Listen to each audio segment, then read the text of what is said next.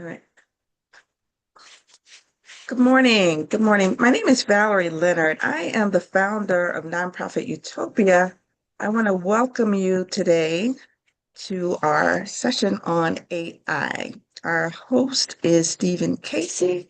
He is the founder of Kindred Impact. And before he starts, I just want to give a shameless plug for Nonprofit Utopia. We are the ideal community for folks who want to start, manage, and grow nonprofit organizations. We do this through an online community, courses, as well as coaching and consulting. In fact, tomorrow we will be kicking off our community that focuses on fundraising. All right. And just so you know that we don't focus necessarily on one particular thing. We are an ecosystem for nonprofits and we focus on systems. And today's presentation is basically an extension of that focus on systems. Stephen Casey has significant experience in grants management and philanthropy. He's got a whole worldview on AI that I think is very much worth sharing to the world. In fact, he has shared his information with the world in a very literal sense. So without further ado, I'm going to turn it over to Steve and let Steve get started. Good morning, everyone. Thank you, Valerie, for having me today. This is a topic that I think warms my heart in a variety of ways, but also I think is strategically timely as a result of all things going on, both in the nonprofit sector, but in the world in general, and the use or lack of use of what I consider to be these tools that, depending upon where you sit, you frame it as a tool of, oh my goodness, like what do you do with it, to a tool that you should be embracing. And so that's where I wanted to kind of center us this morning in terms of what the possibilities of these tools can be, but also how we should be thinking about using them. And so with that, I wanted to say again, good morning to everyone, but also kind of frame why we're here. We aren't here to discuss about cool tools. That's for another session on a different day. We are here because the cost of not doing anything or the cost of waiting is kind of too high. Inaction isn't neutral. It's a risk to donor trust and your mission's integrity. As we look forward to 2026, I think there's a kind of a paradox we see. AI demands speed and optimization, but yet our communities are looking for depth and meaning. For too long, we were trapped in that binary either or, mission or margin, technology or humanity, but excellence is found in honoring both. It's not a contradiction, it's more of a choreography, it's a dance, and we've got to figure out how to do that. This isn't about theory, this is about neuroscience. It's about the way teams perform or how high-performing teams aren't the ones with the longest. Sorry, let me repeat that statement again. The highest performing teams aren't the ones working the longest. They're the ones who have mastered the art of the and. What I mean by the and, integrating high output with strategic rest, slowing down, but doing things, I think, in a more efficient way. Today, I think for our course today, we're going to be moving from a defensive anxiety about AI to hopefully some strategic courage about using AI and how our organizations can be catapulted into what I think is the next generation of our nonprofit existence. We're going to handle that administrative side of AI, the noise related to it, but also maybe buy back some capacity for empathy and strategic thinking. In our first module this morning, we're going to talk about establishing some norms. If I say something that's not right, if I say something that's jargony, call it out. If it's something you don't understand, call it out. That's what we're all here to learn. I think the space of AI is I'm not a good. How y'all doing? is not a Have a space good day. that allows for being quiet, but a space in which we should all hopefully share and learn at the same time. I would also say this not discussing it as an example or the use of it. I just want to kind of throw something into our conversation, why this kind of no jargon space matters. I was reading a story recently where a funder found that someone had used AI generated impact reports, but it was all fabricated data because nobody actually read the data. They just published the report. So in a very quick way, look at the trust that's broken because governance isn't a hurdle, it's the infrastructure toward trust. Our second module, I'm going to ask you to kind of take some time and do some reflection about what AI means to you. In a model later on this morning, we're going to talk about frameworks of our governance house and how the human touch is needed here based upon kind of three pillars of data stewardship, model accountability, and another tool called human in the loop. We'll get to those. But there's some things that are going to be very heady this morning. And I want to set that stage because I think in order for us to actually arrive past this anxiety stage, we've got to deal with the heady straight up and head on. So with that, no further ado, let's get into our presentation. Valerie, if you could make sure, I think Valerie has shared, or she's going to put in the chat, a document we're going to use as kind of our walking, living Bible that in this case was given to you yesterday, but it's a PDF that I think will help us not just understand it as a roadmap as we look at the presentation, but working tools we'll use through our activity breakouts, but also a leave back for your homework in between this session and next session, but then also a document you'll have for later use as you get to being implementing these tools inside of your organizations, or at 3 o'clock in the morning when you're up thinking about AI and how to actually have that board conversation. There'll be a tool there to be able to help you through it. So without further ado, let me see if I can get back to my presentation here. Perfect.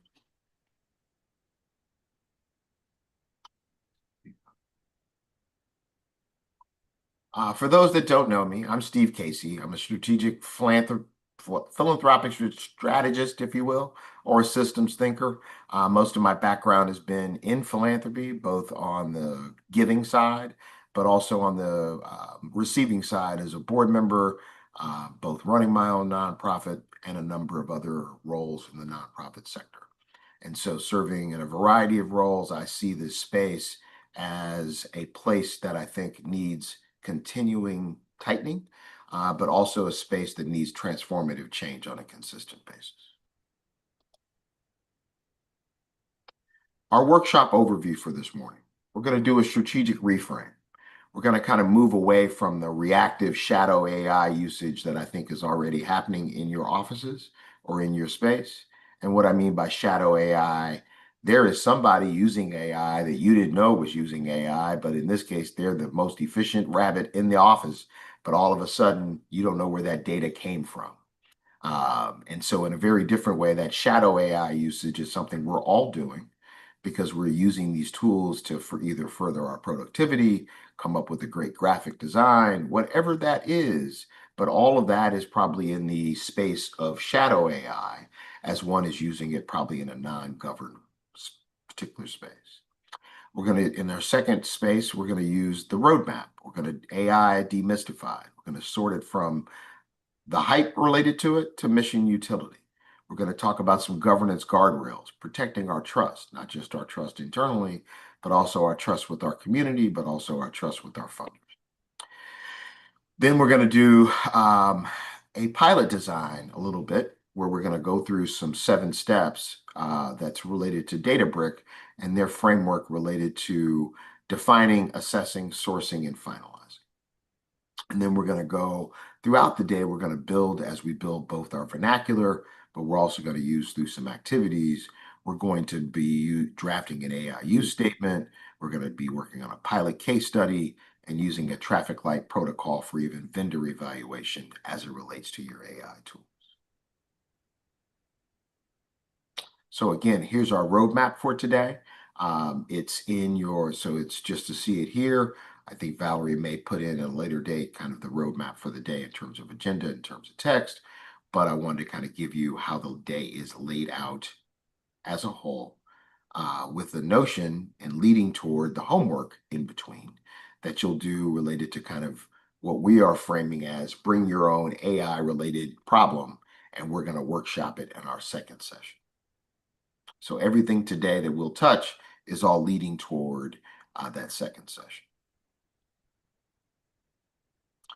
Our norms for today: admit the gap. Not all of us are this smart. Not all of us know everything about this tool, especially because the tool is moving at a rapid pace in space. Not all of us have adopted it in the office. Some of us are ahead, some of us are behind. Some of us have only used these tools personally, not professionally.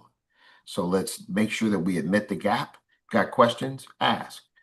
It's safe to be messy. We're here to talk about digital debt and tech inefficiencies. Let's share what's shared here, no matter what it means to you.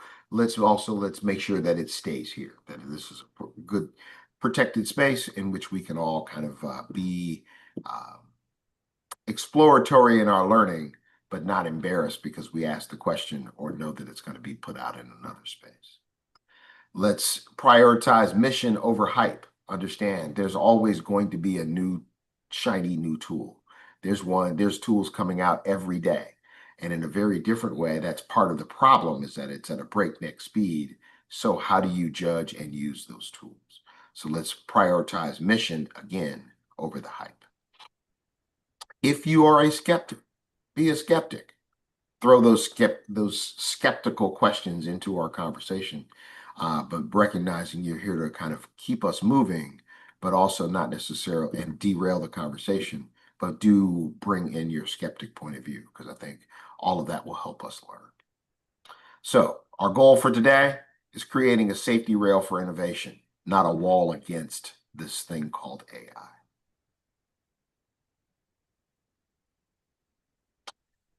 So before we get started today, I would like for everybody to take 2 minutes in silence and ask yourself, if our mission, whatever that is, what is one thing AI could do to damage hard-earned stakeholder trust? And I ask that question because that stakeholder trust is a variety of stakeholders. It is your board, because some of you all as an executive space are the person employed by that board. It is your community, who you say you serve. It is your funders, who in this case you have to do a dance with. Take 2 minutes and ask yourself, how would AI break that trust amongst those people that we say matter to us?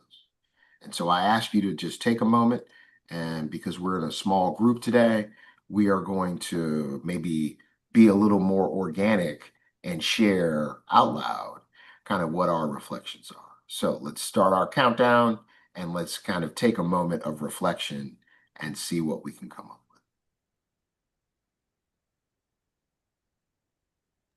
So you're asking us to bare our souls and be transparent with one another in 2 minutes. Exactly. I was afraid of that. All right. Let me give it some thought. Thank you.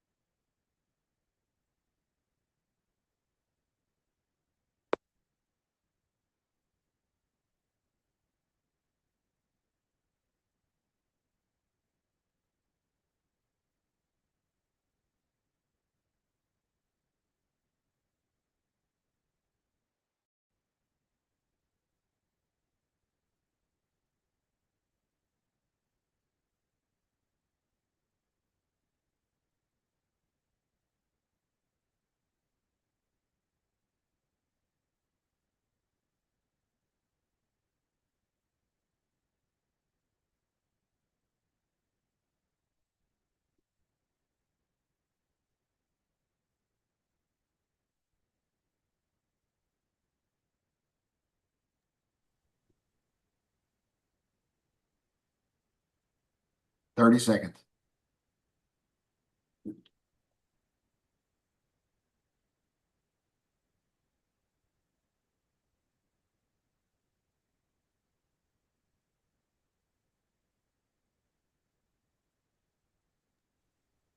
Steve, as we're doing this, can we introduce ourselves to one another that so we get a better feel Absolutely. for one another? Absolutely. And so, Ms. Hodges, I'm going to take a polite engagement here since you popped on to the screen first. Appreciate you jumping in. And so, why don't you take a moment of both introducing yourself, but maybe also give your AI reflection? Sure. I'm Diane Hodges, team leader of the South Merrill Community Garden located in South Shore. We have been active in this area for now about maybe 10 to 15 years. I also am in an AmeriCorps program with University of Chicago, so I am training in research study with the Urban Health Labs. And I would say the break of trust would be if you began to unknowingly take the human aspects out of your information and let AI um, create everything for you. I think one of the most important things in nonprofit and when you're attempting to generate funding is to tell stories. And it has to be your story. And what I notice sometimes when I'm around presentations, you can tell when it's just all AI or when the person has possibly used it to enhance what they're attempting to present. So to be careful with it, to allow it to enhance what you're attempting to do, but not take away your personality or your story and turn it into a robotic situation. Also, if you're dealing with data, you want to fact check and make sure that the information you have is correct. Diane, have you been inside my computer? Because you're all in my presentation. No, I have not, but I'm working with AI and I study a lot. I can see the danger, but I also can see the benefit. Perfect. Your summary couldn't have been any more stated on a number of levels. So I appreciate that. So go ahead, Pierre. Good morning, everybody. I am Pure Rogers. I am founder of the Shamir Group. I do coaching with nonprofit leaders, formerly head of the Axelson Center at North Park University. And so I wear a couple of hats. But when I think about this question of damage to stakeholder trust, I think about some of the things that have already been said in terms of data and it not being checked. I think about the embarrassment that's possible. I also think about the question, and I haven't gotten an answer that's been satisfactory yet about just intellectual property. So if we input a lot into a AI platform in order to be helpful for ourselves, but then that data, that information gets used, um, for training purposes, just out in the world. Just that question of our own intellectual property. So that's the question. The other thing, just from a higher educational perspective, because I'm serving on a university board now, just back to the question of students' use and then also faculty. And that still gets debated back and forth and has to get worked out. But I think there's a lot of possibilities. I just again am concerned about the moral use and the issues of equity. I've gone to some other AI conferences, Steve, and I'm really excited about this that you're doing and just having looked over some of these materials. So thank you. No problem. No problem. Well, hey, Yvette.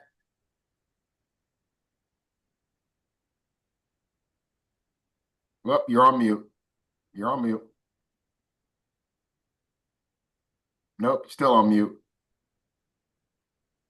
How about There you now? go. There you go. All right, thank you. Good morning, everyone.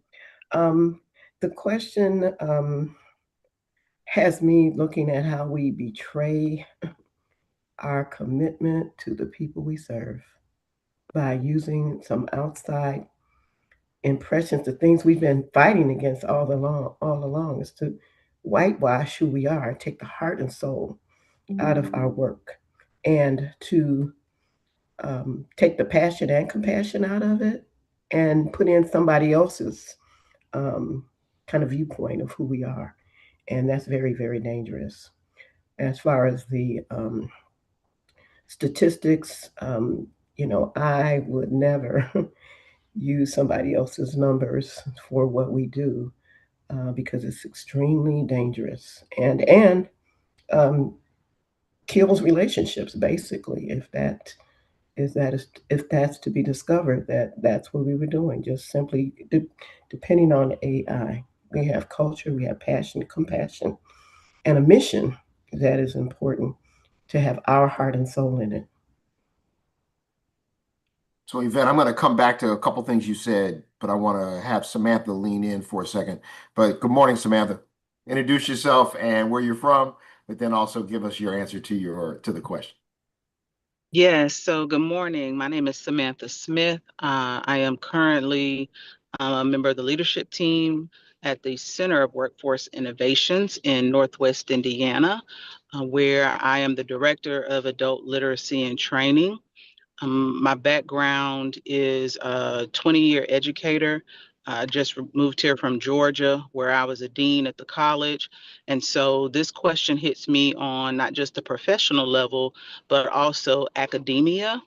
I think where AI can really damage relationships is one where you send off this, perfectly elaborate explanation to something, and then if you ever have to be in person and have these conversations, you really your I guess your tone, your tenor, your vocabulary doesn't even match what you wrote or what you presented via AI. So there's a disconnect there and could damage some relationships.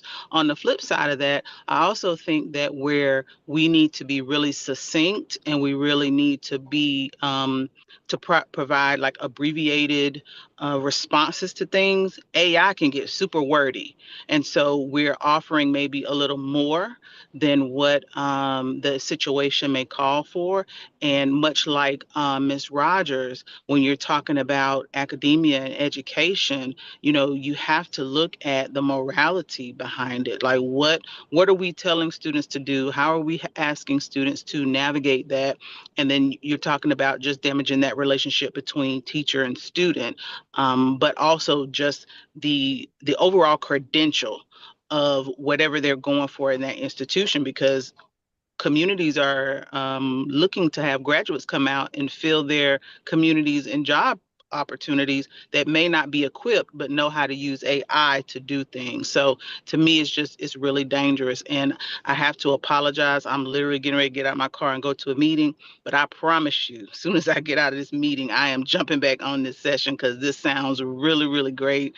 And I hate I got to go, but I will be coming back to the session. Thank you so much for your time today. So Samantha, come on back because we're going to hit on some stuff you already brought up. So I appreciate that. Go ahead. So I think, Pierre, you brought up something here that I think is actually in my other life. And so I'm actually going to be starting to teach an undergrad course and a graduate course on Monday. And so in a very different way, even the dean asked me to ensure my quizzing and testing did not allow for even the ability for somebody to even bring AI into the answer as a cautionary tone before I even start teaching class. And that's literally in curriculum development. So I think your point is interesting in the academic sense. And I'm teaching an accounting course, right? But in a very different way. And here's the beauty. I'm teaching a government accounting course. And I actually want to use my government accounting course with real-time news about the Bears moving to Northern Indiana, which is why I want Samantha back on the call. Because in a very different way, I can take real-time news and apply it to actual government accounting curriculum, but have to be careful not to go too far, right? But also stay in the lane of teaching accounting. And so I think these tools both help us be productive in one sense, but can erode trust in a completely different sense just by fabricating something very quickly. I centered this presentation today around, and Diana, I'll pick up something you brought up, the human point of view, the heart point of view, as it's both intrinsic in my own business, Kindred, heart and community impact, and in this space of finding blend between. And so I think Samantha brought up kind of some of these tools can help us be wordy. I've also challenged those tools to help us be very succinct. And in this case, it does that succinct blending Okay, a lot excuse me, faster. Go ahead. Steve, Yep. am I the only one who finds that Chat GPT doesn't give enough words? I find Ah, myself, you beat me. You beat me. Hold on, Val. Hold on, Valerie. Here's the beauty. I think it depends upon which tool you're looking for okay, based upon which one is more wordy or not, or in this case, can expand. So in a very different way, my sister is a teacher in California. She had me look at a tool called Diffit, Diffit. And again, we're not about tools today, but Diffit is a teaching tool and can take a PowerPoint and distill it down to third grade or distill it up to 12th plus grade. And so I actually took my own presentation today and ran it through Diffit to build my talking points because this is a very heady presentation and it needs to be distilled down in a very different way. So I think these tools allow for different reasons for different things, depending upon what you want to use them for. And I think it is not one tool, one size fits all based upon tool and tool use. As we use them to be productive, but in some cases, carefully treading not to cause harm. And I want to make sure we stay in that lane. All right. So appreciate that journey there. Let me get back to my slide deck. Hold on. Our objectives for today, again, shared language, the heart. Operationally, the strategy. Our funder-ready roadmaps for impact. And I want to make sure that you understand those. We're going to stay centered in those objectives for today. Oops. Our first module today is kind of the strategic exposure. Non-management of this is not a strategy. It's actually a liability. And I want to frame this in the fact that it is easy to do nothing, but it is also a liability at some point along the continuum. Shadow AI usage. I think there's a very small portion, if we look at everything from like an iceberg point of view, where there's enough sanctioned AI. We'll get into what this means, but I would say sanction means an organization that has created a policy, vetted it from start to finish, brought in the right kind of vendors, balanced those vendors in terms of privacy, in terms of governance, and ensuring data, minimizing data leakage, and a few other things. Those tools are approved tools, tools that the organization has agreed to use versus the tools the staff member just go find. They're all based on vetted contracts with organizations versus just the free account. Very little have verified stewardship as a whole, and most people are operating in what is probably considered to be the shadow AI zone as a whole. Most nonprofits lack an AI policy, and without one, you're immediately operating in what I consider to be the shadow AI zone. All of us have signed up for a quick account. All of us have gone and got a free tool, and we use that tool because it created that quick graphic. And next thing you know, we're off and playing in that tool. Put yourself in that nonprofit executive space, and what is that employee doing? They're taking that data and contributing to the model just because it was a cool new tool that somebody asked him to use. And then all of a sudden, you're in the shadow AI zone.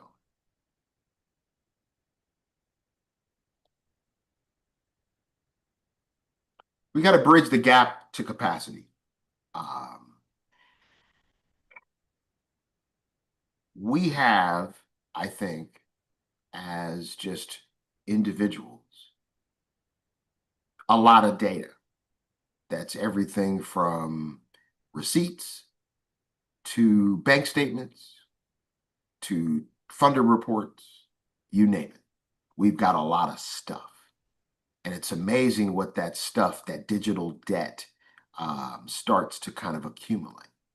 The question becomes is, how do you use them? And right now, we're in a place where these disconnected tools create what I think is called, maybe in the larger ecosystem, a digital poverty. You're inefficient in your tool use.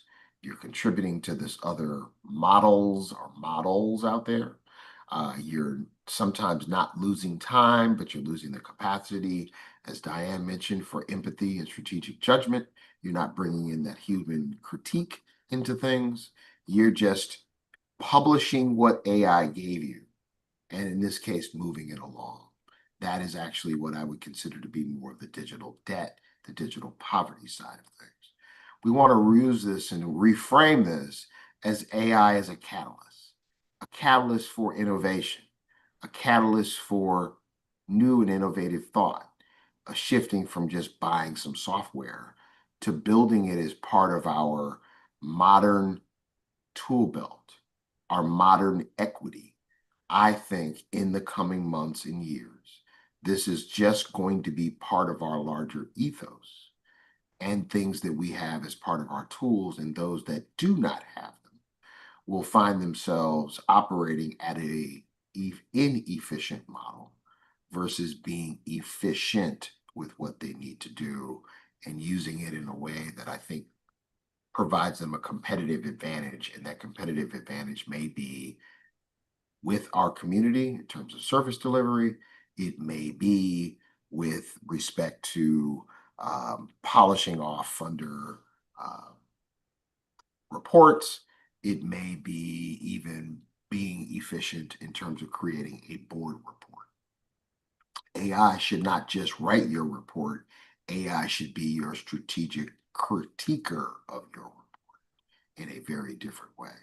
And so I'll just take a quick pause here because I think this is an interesting one, and I want to use this as it relates to, Valerie, your tool use, but also what the tools do differently.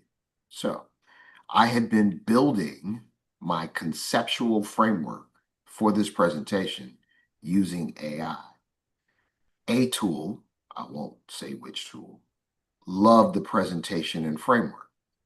I took that same documents and gave it to another tool, and it ripped it to shreds like your teacher did in the 8th grade because it said it did not flow.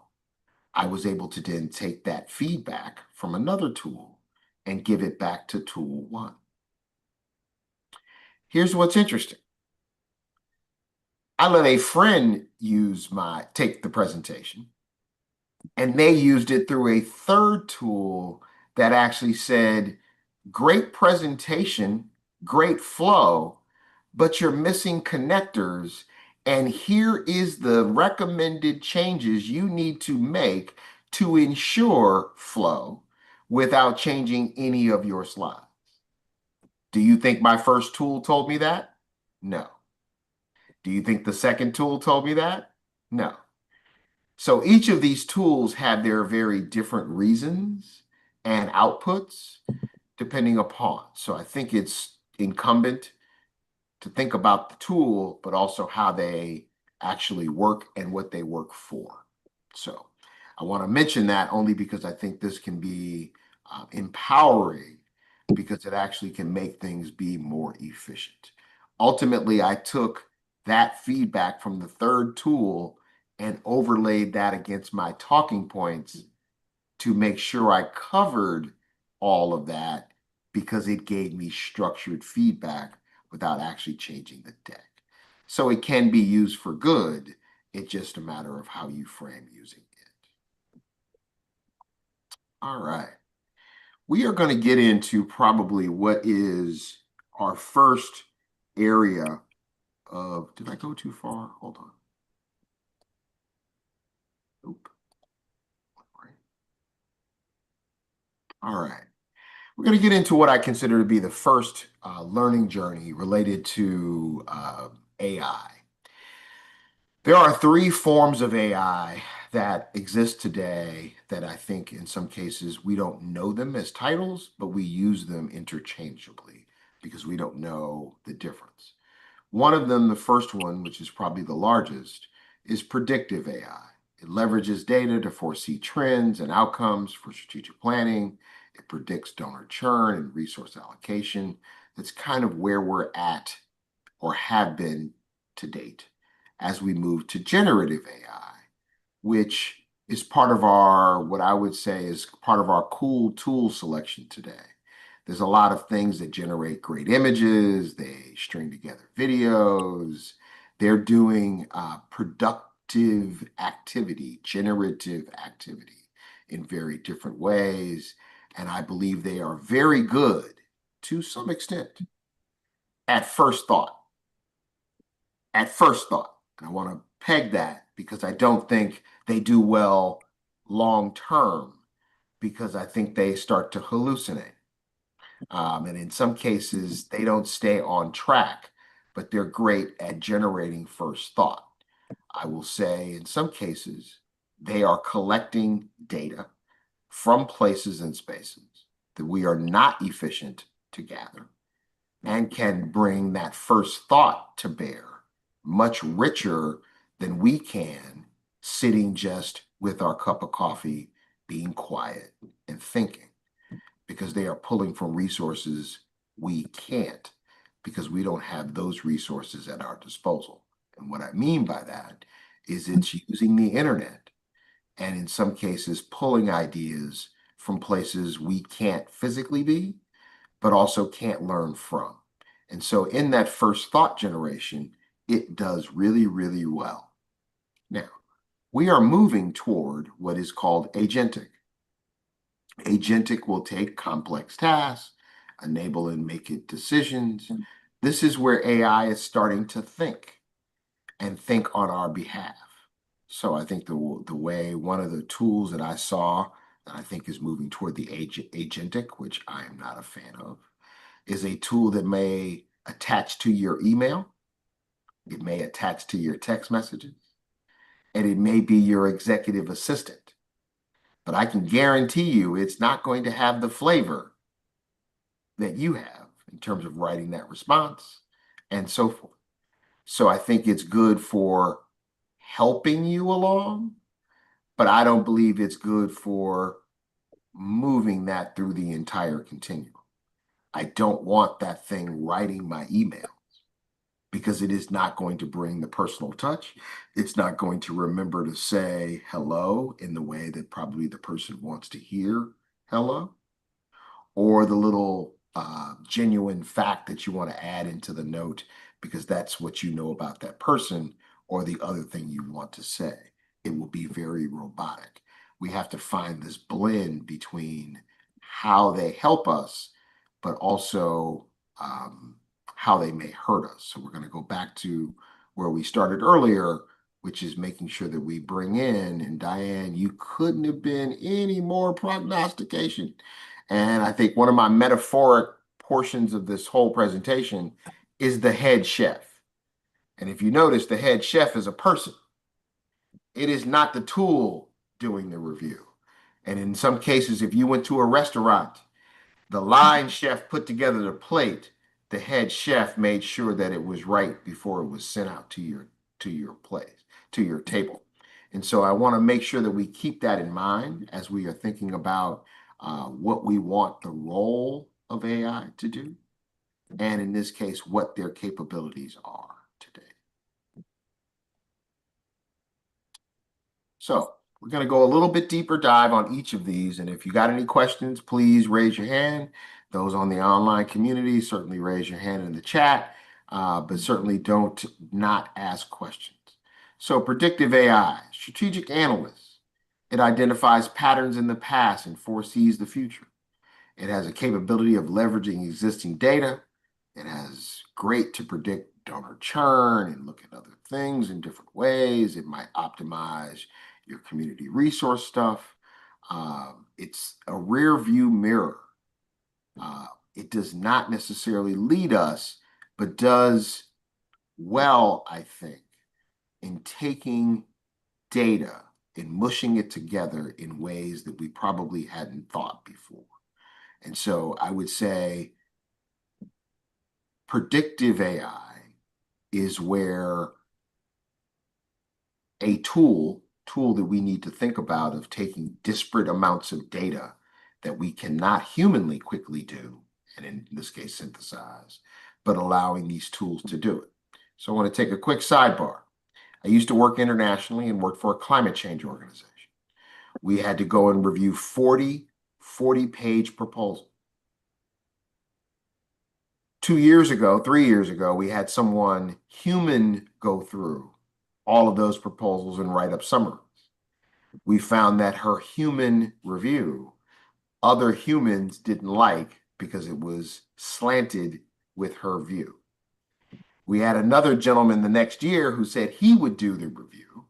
And I said, you won't do the review because that means we're introducing another human into the process.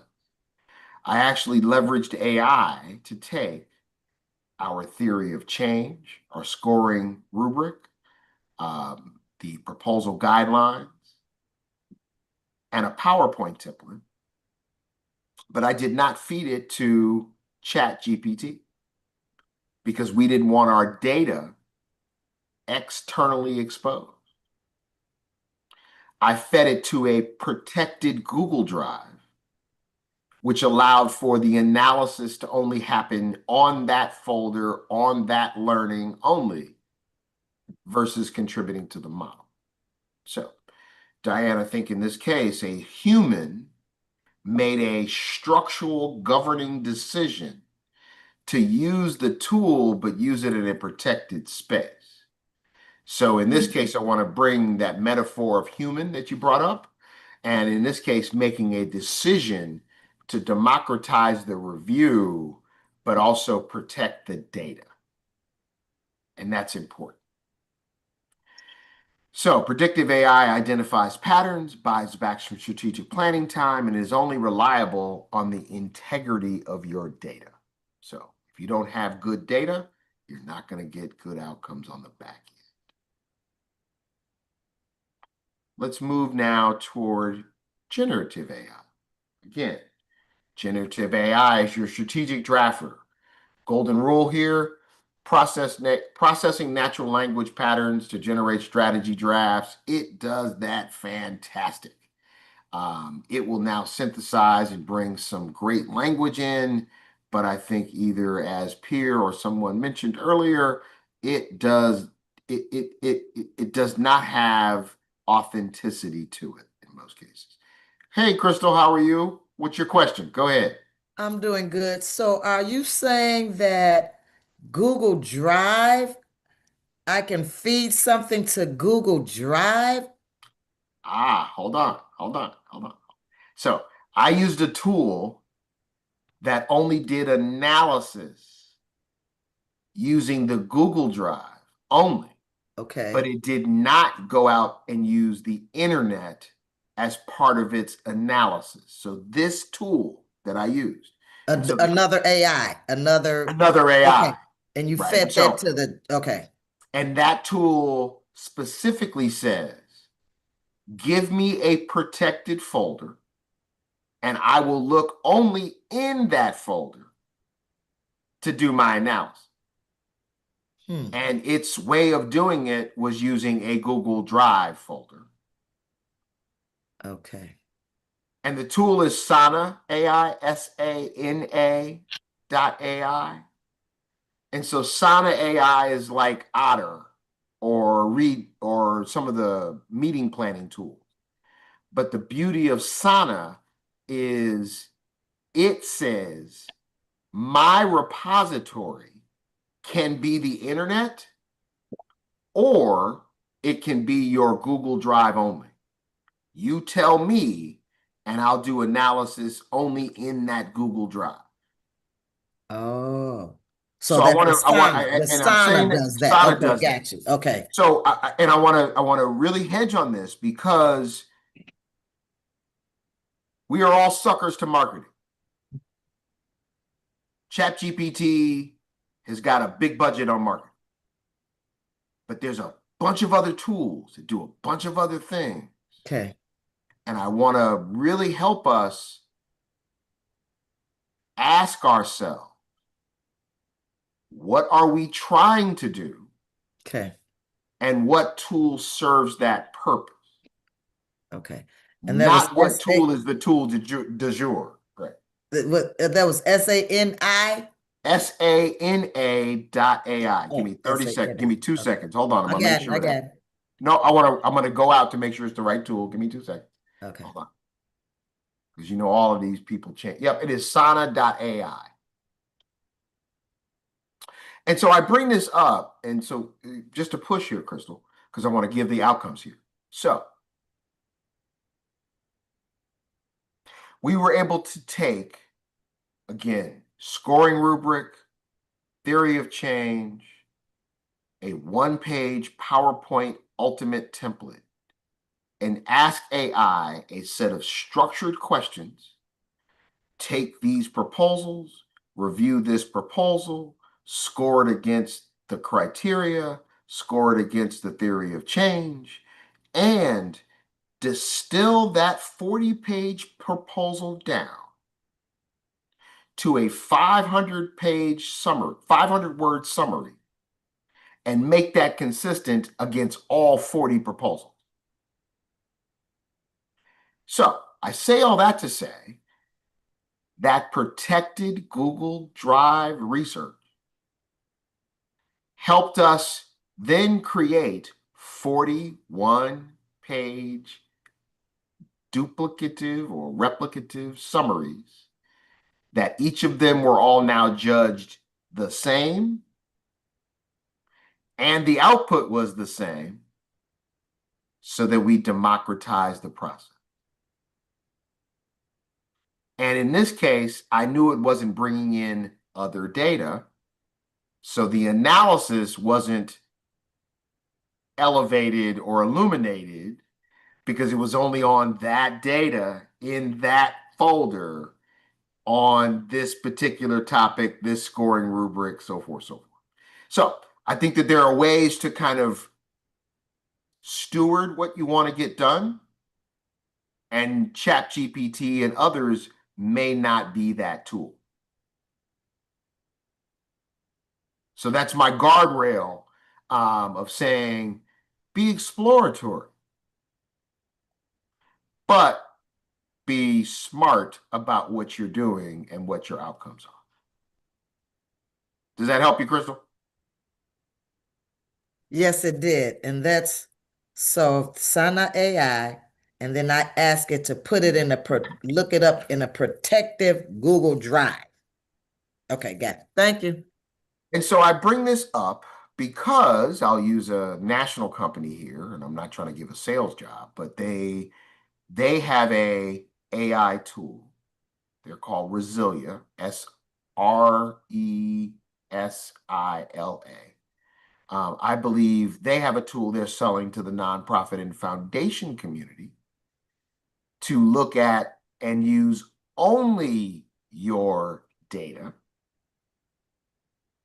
but they overlay it with a governance policy ensuring that they're not going out to the internet, but that also people aren't using your data for bad as they're doing analysis with their AI tool.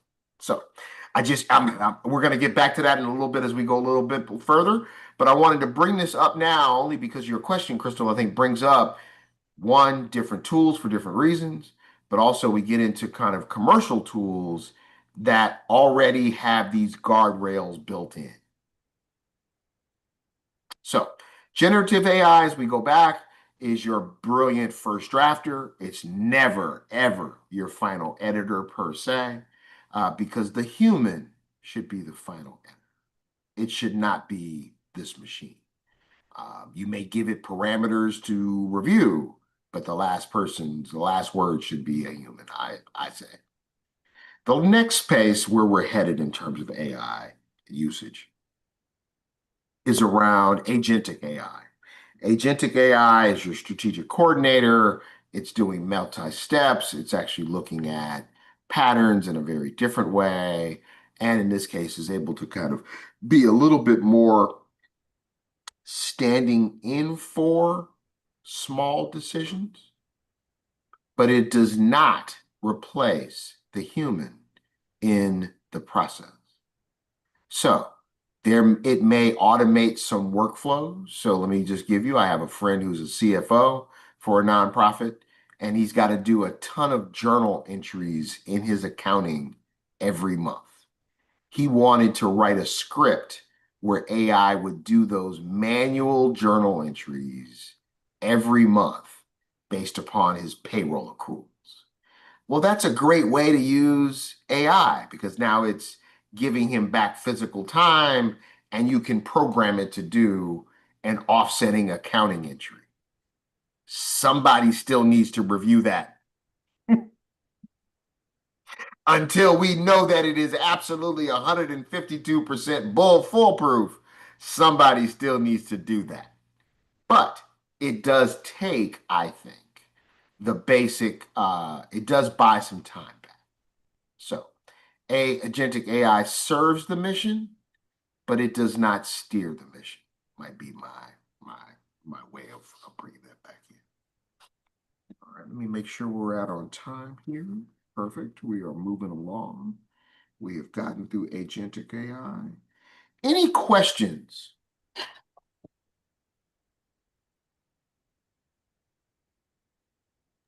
No, I think that it's good to know, and that's what I kind of was thinking about as far as with the AI. It is a great support, but you got to go back in it and add your own touch. And I did have some thoughts about how this thing will help with emails, but that may come quick later on in your classes or your sessions or something. So we don't have to dwell on that now. But that was the thing. I said, how's this thing going to do my emails?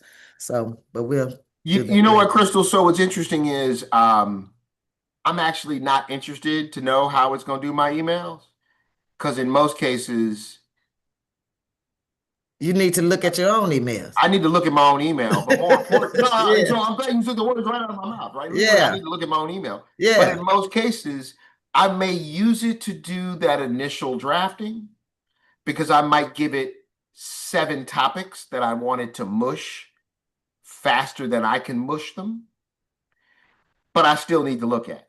Yeah, the speed will help. Yeah. The speed will help. So I want to maybe calibrate that, right? Is the fact that, it has its role, but it is not going to be the end all be all. And I think this is where, and I'm young enough to say this because I went to school in the 80s. I'm in that microwave generation, right? We want to just hit the button 30 seconds and get something warm. That ain't the way this needs to work. This has to have so forth. Someone asked a question: is Copilot good? I would say I use Copilot because it is not chatty Cathy like ChatGPT can be. And I find Copilot to be in the middle between ChatGPT and Gemini. I find Gemini to be more quiet because it gives me a very succinct answer. It don't go off and give me a lot of extra like ChatGPT does. I take in like ChatGPT almost like a pinball game. It's swinging me all kinds of different ways because it's throwing me off topic based upon what it may give me as a new idea. I didn't ask you that idea. I asked you this, and you gave me 5 more things. And I swear my ADHD is now going in another direction because you decided to take me in another direction. I didn't ask you for that. Go ahead, Dale. I think you got a question. Go ahead. Yeah, we'll do that. First of all, good morning to you, Steve. Good morning. Great topic that you're on. I was debating on Connect In already. We're dealing with some other stuff, but you just mentioned something. The last part, what you mentioned, you said about your ADHD, and and that's where I'm at. And how do you deal with that? And also, like you just mentioned, with AI, with the plethora of information, and to be able to engage in such a way that you still want it to be as authentic as you can be, but at the same time be open to what's out there. So I have found myself talking to myself quite a bit when I use these AI tools. So I'm just going to give a little bit of a peek inside my brain here for a second. Because I think, Dale, you bring up a really interesting question. Depending upon the tool that I use, it can take me in another direction or keep me on task. I have found myself forcing myself to remind myself of what was the original task, not what was the new shiny idea it threw in this damn response. And so in a very different way, each tool, I believe, has its strengths and weaknesses. And in that, I'm now going to bring in words that I think is missing in all of our day-to-day lives, no matter who you are, black, white, green, yellow, it doesn't make a difference, economic levels, parts of the world. And that is critical thinking. Because the voluminous amount of data, it takes your brain to be smart enough to know it just gave you some BS. As one of my later slides, it is the most confident liar out there. It is Willie Slick, like the brother you know on the corner, because what he said sounded good until you thought about it about 32 seconds. And I would say this has been the calibrating thing that I've had to do because one, it will take me in the wrong direction. It will get me off target. I will not be efficient. I'll be doing something I didn't ask to do. I'll be creating some new chart that's not part of where I was with this. It does not string together this and that. And it's your job, Dale, to really keep on target. And so I think our tool du jour is really now firing up what I think are our synapses in our brains to stay on target here. And so that old adage of your mama telling you to focus comes back in here because these tools are wonderful until you're not focused. And when you're not focusing, good Lord, you've generated another word we bring into this ethos here. You probably heard it, AI slop, which is all the extra it gives you, but it is not the stuff you need. So hopefully, Dale, that answers your question, but I think you're raising what I think is a larger issue here is the critical thinking that is not being done. But in most cases, the quick churn of using it, but also the laziness we bring with review. That's very good. Thank you. I just went through something last night, the last couple of days, starting to utilize it and didn't know when to shut it off. One part of it, I was like, oh man, this is awesome. But then I found myself going in directions. I was like, no, but how do I know when to shut it off? When it's good, what not to use? So thank you for that, for pointing that out. So, again, social media was built to feed our ADHD. I would say ChatGPT and others are built to feed that at the same way because it sure is designed to take you off conversation, but keep you engaged. And so for me, I've seen the way the patterns of the tools work. And so for me, I've kind of stayed out of what I think are the sexy tools And I've gotten back to tools that do what I asked it to do and not give me all that extra on purpose, which is why I prefer something like a Gemini versus ChatGPT. Have you utilized Perplexity? Yep. So here we go, Dale. Oh my goodness. Oh, this is perfect. Oh my goodness. So Valerie and I have talked about this. I use a tool like Perplexity for smoothing language. I don't use it for research, but I use it to smooth language. It has a much more humanistic tone and review to it than, say, the other tools who are much more robotic. So I might take and be generative with the other tools, but I am a polishing with Perplexity. Hmm. And it's interesting how they play side by side. So you can feed what you got out of X, give it to Perplexity, and feed it back to the other tool, Dale. And the other tool will be like, man, where did you get that version from? Thank you for that. And here's a smoother version. So, Diane, go ahead. You got a question? Wow. I didn't have a question, but I did have a statement to Go make ahead. about using the chat. I use it, I bought it for someone that's not doing detailed nonprofit, not executive director, something like that. I think it's great to pull some ideas together if you're trying to get something across. What I noticed is that my focus is mainly the garden community and safety, public safety. And so it kind of knows me now and what I'm doing. And so it's almost like my friend in my movements. I talk about a school that's a half a block away from the garden. I went to the police board with information that I was able to get about what happens to children that are subject to seeing drug activity and bad behavior to and from school every day.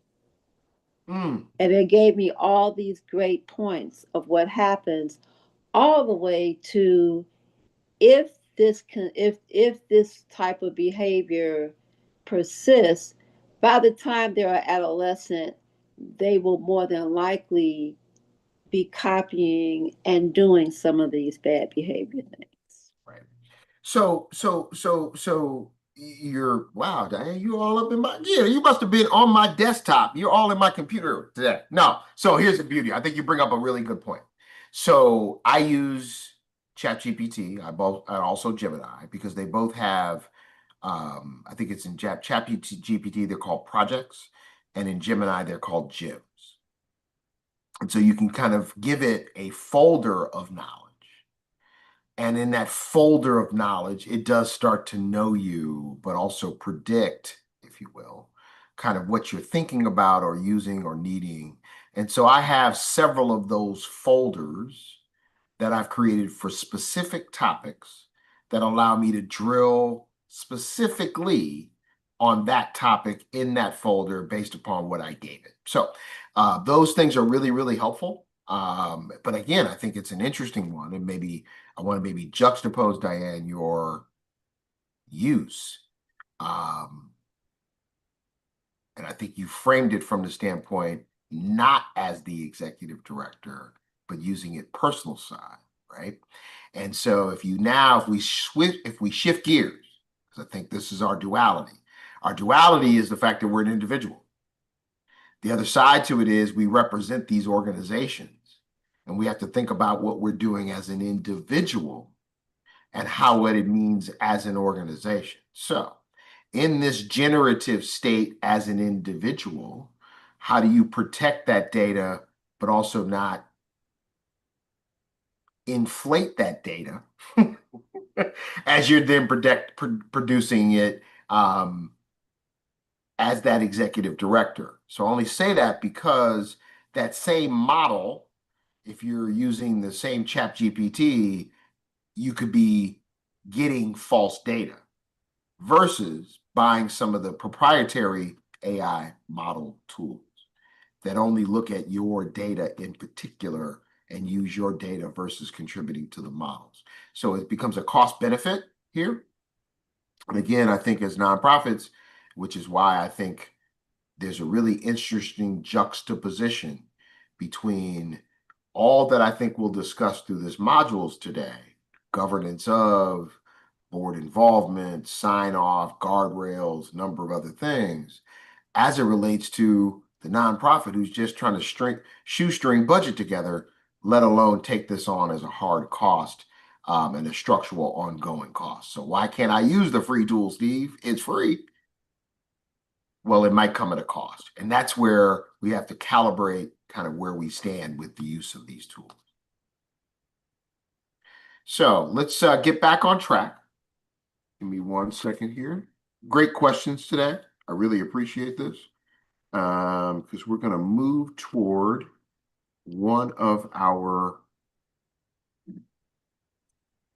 Valerie. I'm going to shift gears here for a second. We were supposed to have a breakout for an activity, but I think the generative conversation we've been having has been fantastic. Okay. And so I'm going to take a pause because it is time for a break. And what we'll do, I'll recalibrate when we return, and we'll figure about how we'll either do the exercise or refer to the exercise, but we'll get back on kind of track, if you will. So Okay. let's take a quick 10-minute break. And then I will get back on track in 10 minutes. All All right, right. I'll go get my coffee right quick. There you go. There you Right go. on time.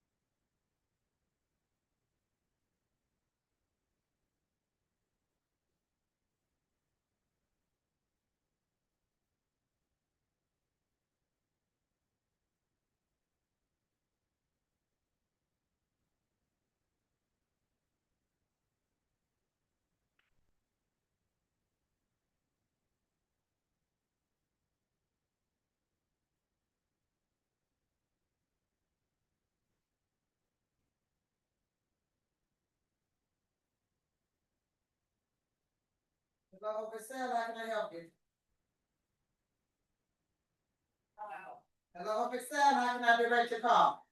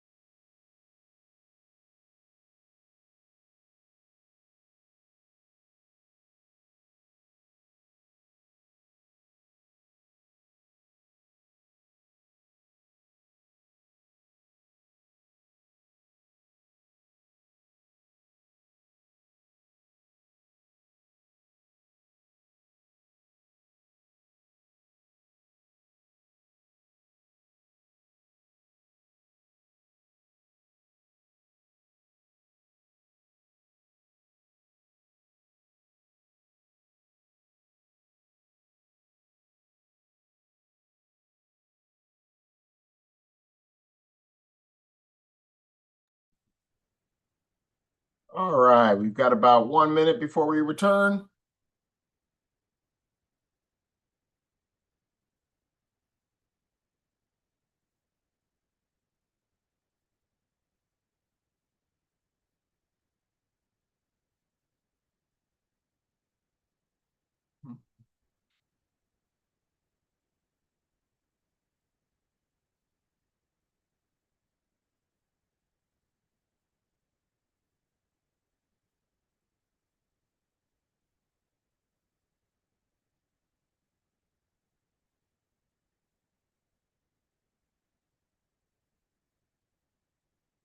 All right. welcome back, everybody. Hopefully you had a great bio break.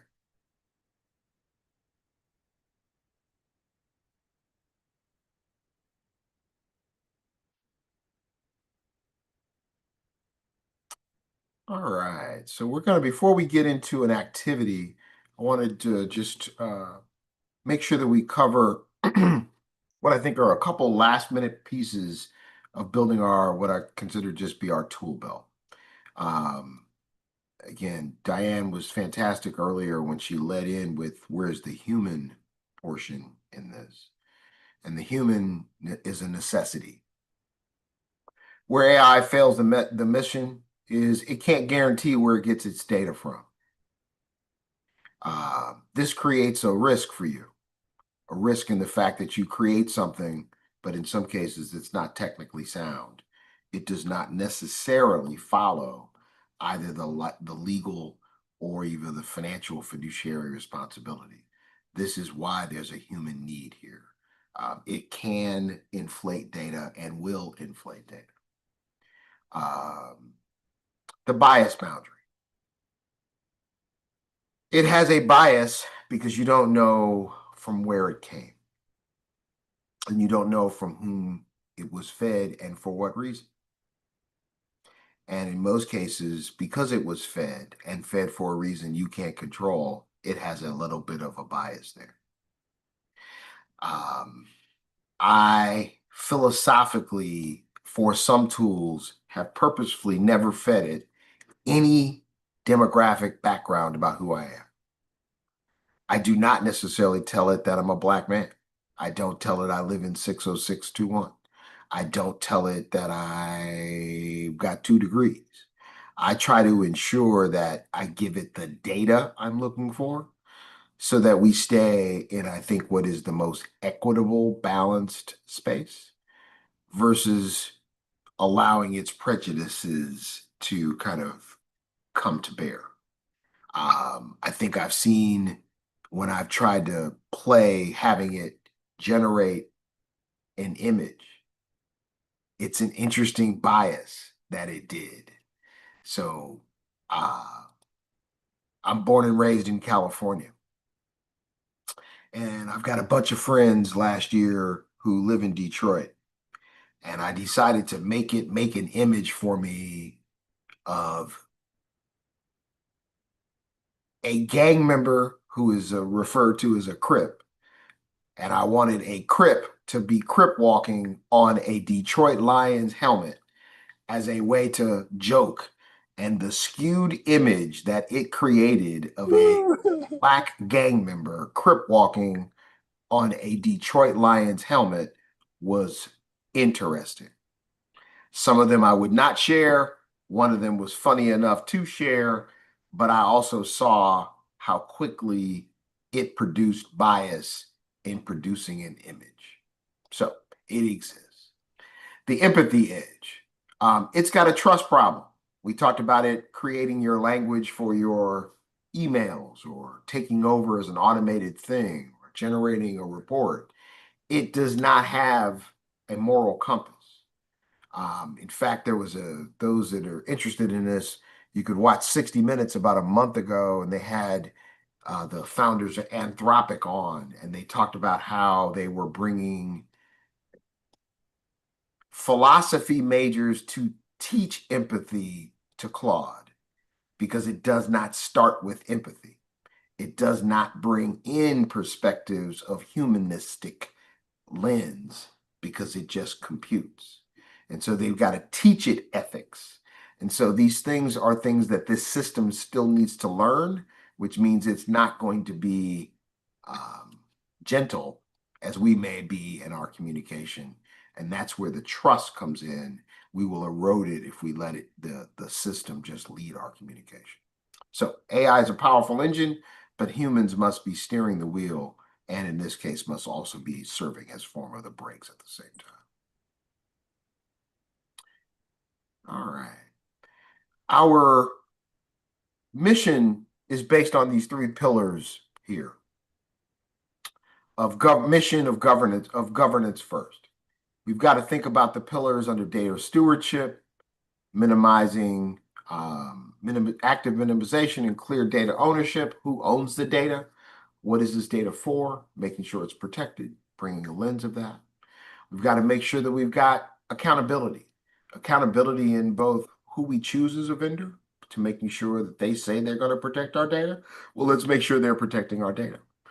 And they don't have some leakage hole in the back of their code that allows our data out when they said it was going to stay in a protected space. We've got to bring in what's considered to be the human in the loop. And we're going to go through, and I've got a tool in your toolkit about bringing in the human in the loop promise. Human verification has to be there before stakeholder release. You can't just present that AI generated press release without having a human review it, because it will maybe have mistakes. Valerie and I found that out yesterday. I produced something and I didn't fact check the link in something because I thought I had copied the right link. And I gave the link to Valerie and it in. So you see where this goes. And even in our own space, we've got to bring in the human component here, not necessarily just letting AI do it. So we've got an activity we're going to get into today. And I want to maybe use this since we're in a small group here. Valerie has given you access to, I think it's called Box, Valerie, where the document lands. In that document, one of the first documents is a sorting exercise. And instead of doing this in a group sense, because we were looking for a larger group, we're going to actually do this in kind of group sense today as a collaborative. Sorry, I was checking out Diane's question. Could be your ass. Could be. Okay, I'll let that go. All right. So do we need to open up another thing so we can open up that document? Yeah. Okay. Yep. So thank you. You beat me to it. You beat me to it. So however you get to the document, I'd like you to open it up. And in this case, it's going to be a document you're going to keep. But I wanted you to have the document, but also know how to use it. Let me know if anybody's having trouble opening it. But also in this case, finding the specifics we're going to get to. Yes, Yvette, go ahead. What you got? You can feel free to leave me behind. No. Hey, no participant left behind. Let's figure that out. Okay. So it was an attachment because I saw. So go to the chat. Okay. And in the chat, Valerie put a link to. And I opened that. Okay, I got that. Yep. That looks like the same thing. Okay. Yeah, it's the same thing that was emailed. We Okay. just posted a link just in case people couldn't access their emails. Is If that you the ain't- AI? Huh? Is that the AI for Impact toolkit? Is that the There you one? go. Yep. Okay. All right. Okay. I'm better than what I thought. Okay. So we gonna pick up off last session. You more resilient than you thought. But That's right. all right. Okay. So in the document, you will see. Make sure I can just walk you through it. We get back to my version here. What did I do? Oops. Lost it. Oh, I closed it. Now you're acting like me. Yeah, exactly. No, I opened it up and then I closed it. So give me a second here. So the AI for Impact Toolkit, the document itself, just to walk you through. It was designed as a leave back for you. You can see that it has bookmarks. Those bookmarks are for you to quickly get to a particular document. And the document we're going to go to for our exercise today is going to be the sorting worksheet. The sorting worksheet was designed to help us use the learnings that we just went through, which are kind of applying the concepts of generative, predictive, and agentic AI to a couple of scenarios. Anybody having trouble getting to the document? Is that what's on page 6? It should be. AI application It sorting is. worksheet. There you go. There you go, Pierre. Yep. You're right on target. You're right on target.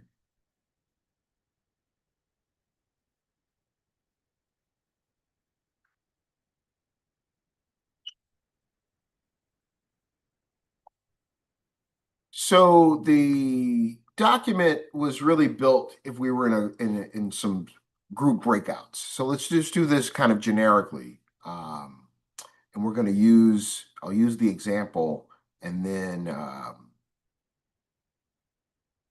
Pierre, Oh, I found it. You know, Miss Valerie just sent about 3 or 4 different links. I found it. Thank you. you found it? Okay. Yes, All right. ma'am. Got it. Everybody got it? I just want to make sure everybody's got it. No problem. Perfect. Perfect. Okay. So I'm gonna use the example and I'm gonna walk through it. And then I'd like somebody to pick up number one and we're gonna answer it together as a collective. So it's set up so that you look at the use case. Use case for the example is drafting personalized donor thank you notes.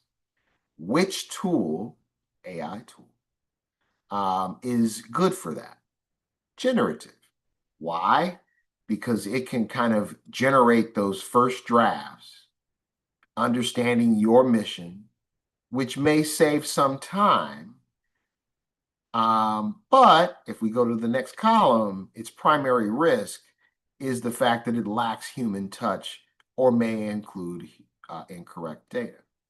And if we were looking at this on a green, yellow, or red, it would have more of a yellow because it does require human touch review. We've all received an automated email and we know that it's automated because you can just read it because it didn't have any flavor to it. So let's now pick up which number one. So Pierre, I'm going to pick on you. Predicting, if the use case is predicting which donors are likely to lapse, which tool, generative, predictive, or analytical, would we be using? Okay, I would Steve, just say, I'm sorry, Steve, are What? you sharing that screen with us? No, Are well, you I can sharing? get to it. Give me 2 seconds. Hold on. I'll get off that one. Give me 2 seconds here. Thank you.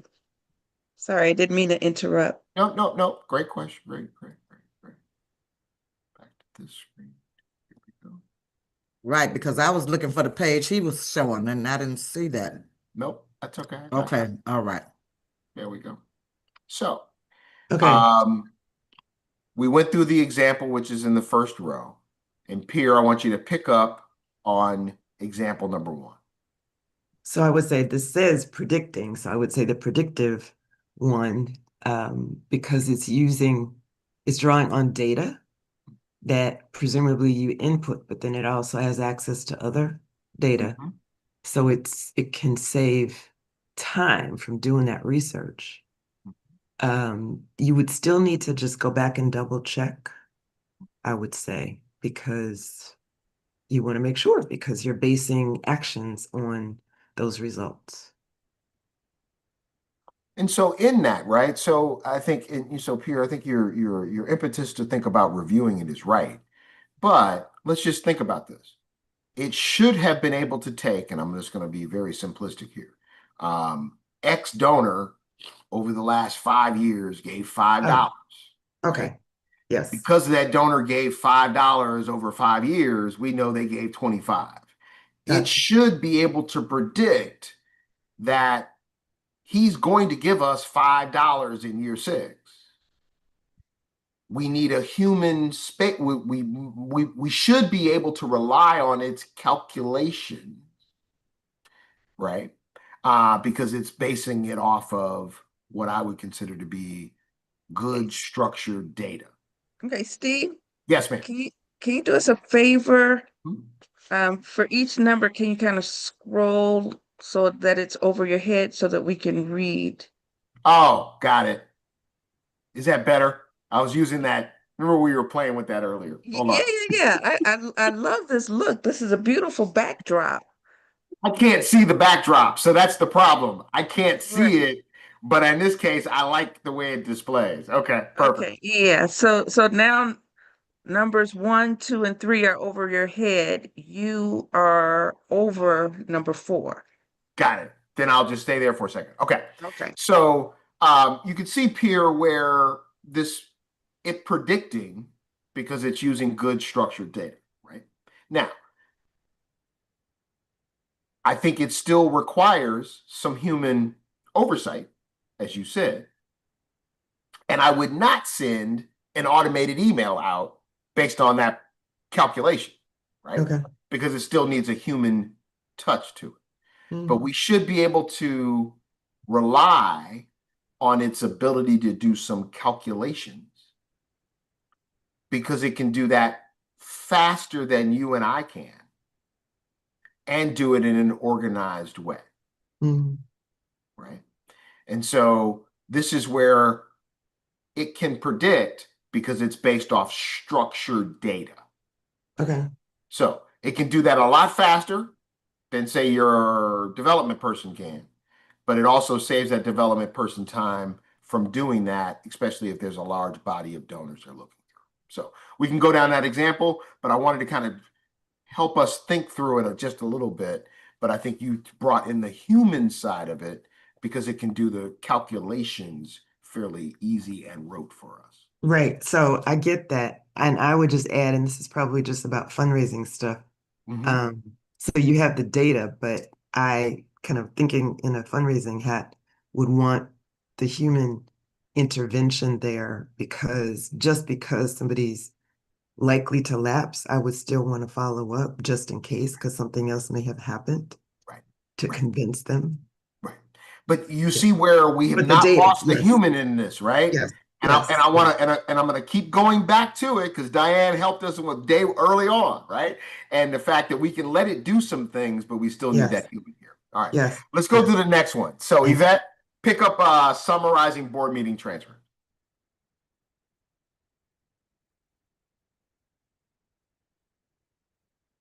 Oh, you're on mute. Okay. Oh, I said, is that generative? Because it's just generating something from it already has been recorded, but it still needs human review.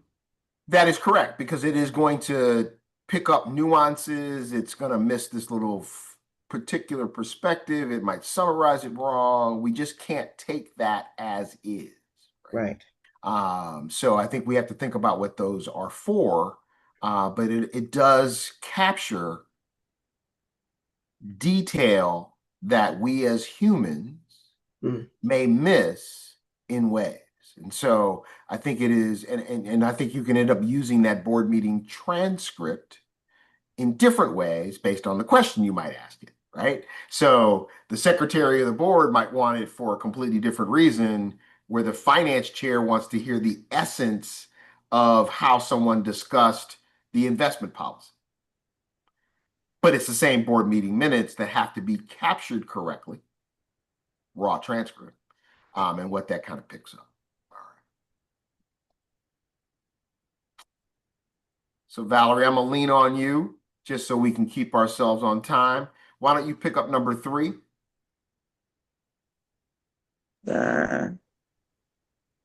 Okay, using a chat bot for initial beneficiary tasks. That's generative, right? You're looking at a draft.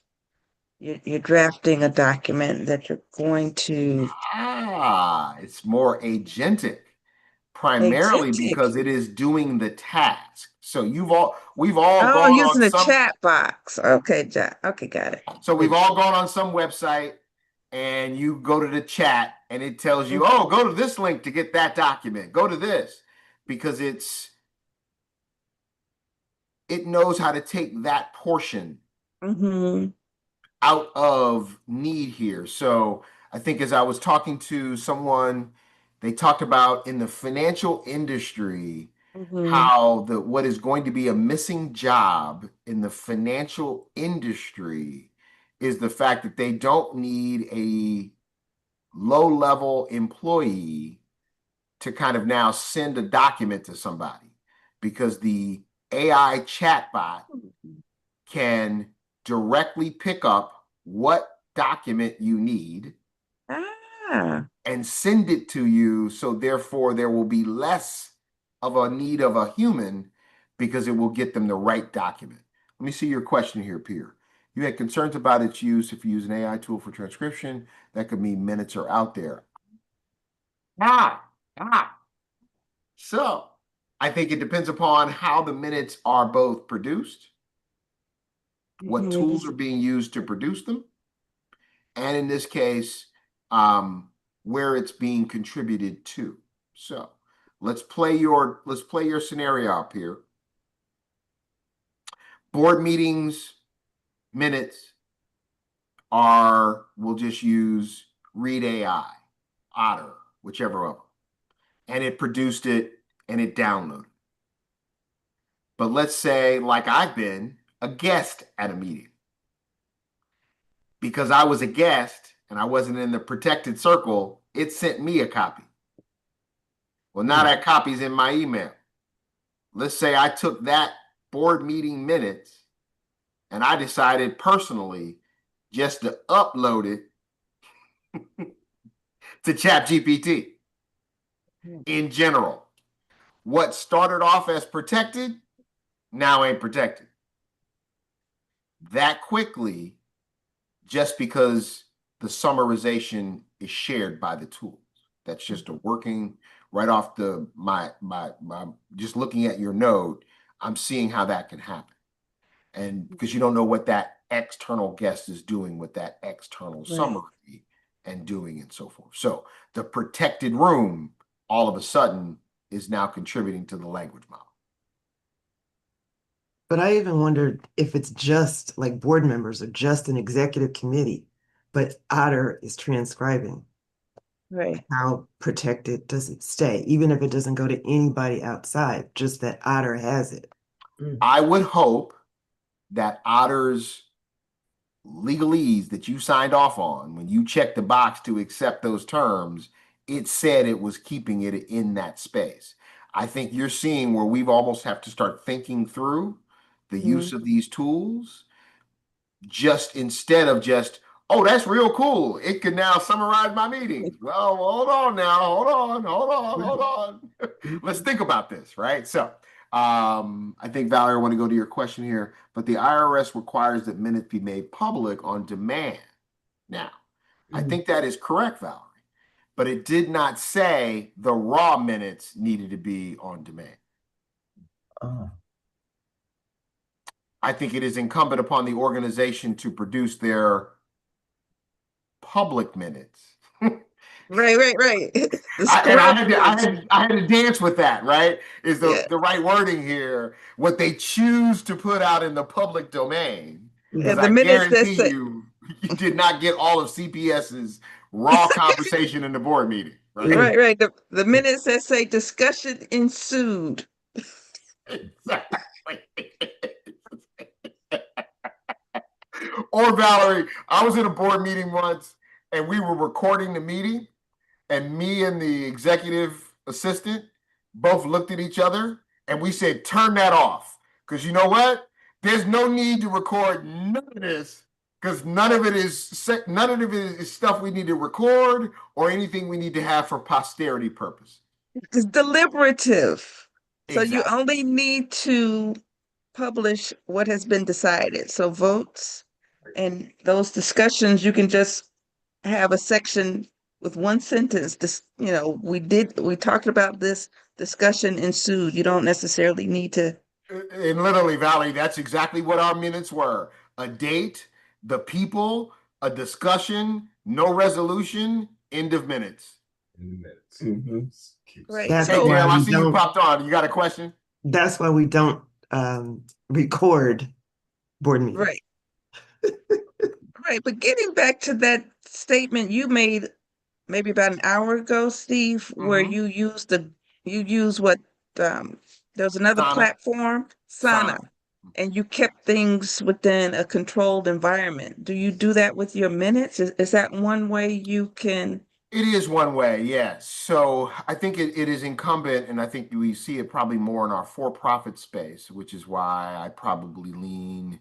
Um, I- if we were in a for-profit sense, I'm pretty sure we would have brought controls to this process before we started, because of the protection of data, investment stuff, and other components. So I think that there are some lessons learned here, which is why I'm starting with governance before I even talked about a tool.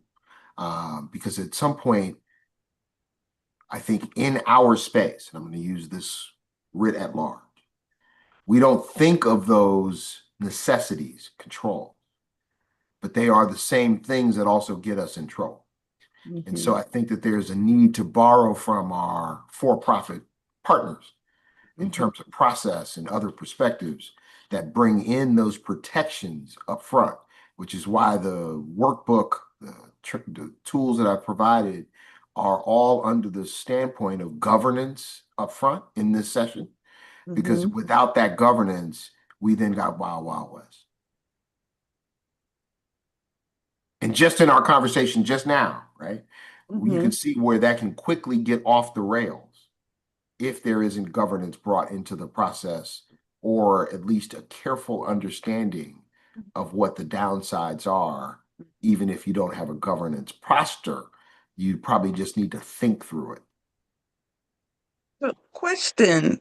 Okay, you don't have any more trick questions on here, do you? No, I'll stay off my trick questions. So That was a good one. And my question to the group, anybody who knows me knows that I'd like to document my meetings and events with pictures. Is there anyone who objects to me taking a screenshot, uh, for future reporting, say for a blog post or for social media, and having your likeness, even your name? If there's anyone who objects, just inbox me and let me know, and I'll make sure your name and likeness. For some reason, the host has blocked my beautiful face, so my video is blocked from him, it says. From him, from me. Let me It check. says you cannot start your video because it is Oh. disabled by the host. I think I turned it off earlier because their microphone's on. Just turn it off. Turn it back on. Oh, right. Because it was showing your empty chair during Yeah. break. Right. Yeah, that was break. There's some Nope, I got background you. noise. We got you. Hold on. I think I can do it, Valerie. Okay, now we can see your beautiful face as you sit on your beautiful throne. You have beautiful furniture. Thank you. You got Okay. real There you go. All right, furniture. that's There it. you go. Okay. There you go. Thank you. Okay, we're back on track. Okay, let's keep rolling. So Dale, right. did you have a question, Dale? No, not this moment. I'm just getting everything in right now. I was looking over at number 4 and wanted to connect in with that too. All right, hold on. Let me go back to number 4. Give me a second here. Why don't you go ahead and start, Dale? I'm gonna put it up on the screen. Okay. Generating social media images for a campaign. And I put in that images tell pictures. First I mentioned in first box is generative. And then the images tell pictures and stories. But what's that third box? The primary risk. The bias could be that the images could also be untruthful. Could be untruthful, and then also slick imagery, as was mentioned earlier. It could be that, but not integrity conscious. We could put something to replace, but it might not really be what it really is. Yeah, so you almost have to look in the images that are created by these tools, because in some cases it does have its own version of hallucination. And again, that's the word I'll generically lose here. And I think it's, again, the human need to look over what I think is its output to match what you think it needs to be. So, again, I play with some images every blue moon. I went to Howard University background, and I asked it to go create for me an image using the Howard bison. Now, first of all, a bison is a big animal. You can see where a little bias will take that image in the wrong direction real quick when you put in black bison image, create, blah, blah, blah, blah, blah. So I say that to say that bias, that imagery, you've got to be careful with it as we then have it to portray our communities or what it looks like. Sometimes it nails it. Sometimes it gets it really, really wrong. And we've got to be careful about that. And it's both the wording, the imagery, and so forth. So there's a human need. We're going to keep going back to it, right? Not just to take the output and publish it, because in some cases it has a downside. You know, something that I find too, using Chat GPT, sometimes it starts from scratch. You know, we may have had a discussion, quote unquote, and settled a matter, and then I ask it to recall it, and the very same thing that we just talked about, it casts a new frame on it. So you have to train, at least Chat GPT, have to train it to build upon what you started rather than start from scratch every time. Well, so I think the other wording I've heard is it's like an eager intern. It wants to give you some more, and it wants to show you how much it knows. Oh, right. I didn't ask you that question. I asked you to do this other thing, and you want to show me something new. And so Right. Dale brought this up earlier, right? It is in this, your need to keep it on track. It is in your need. It is not an iterative tool in all cases. It will iterate with you, but I also know that it will hallucinate and go in another direction. And so in a very different way, even building this presentation, and here's something perfect because this happened more than once just this week. I often ask it, is this what you meant? And I might make a screenshot of something and then give it to it and then ask it. I had it review slides that are in this slide deck. And it literally gave me a wonderful articulation about a completely different slide. And I asked it 3 or 4 times. And I literally had a friend come over while it was happening. And they were like, why are you frustrated? And I said, I want you to read through what it's not answering. I had to then open up a temporary chat separate, gave it the same attachment, gave it the same wording, and what did it do? It reviewed it beautifully. But this entire other string, it was giving me wonderful feedback on the wrong slide. And so for me, I think it's both the hallucination, but I think it's also the exhaustion these tools go through to generate, but also where it kind of gets off track. And it's incumbent upon you to get it back on track. So great question, Valerie. Dale, I appreciate you taking number 4, but I think you see just by these examples how we have to use these tools and question it from cradle to grave. Because as much as you looked at it as cool as solving a problem, it probably created 3 more.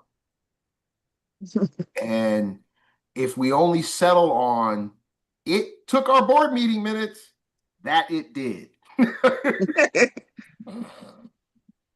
What it did elsewhere with those minutes is a whole different conversation. And we need to now critically think about those board minutes and in this case, where they go, or the generative use of that data. And so I've got a friend in Maryland who was struggling taking some IEP 504 plan reports and distilling them down because they're detailed. She fed it into ChatGPT and it did a wonderful job.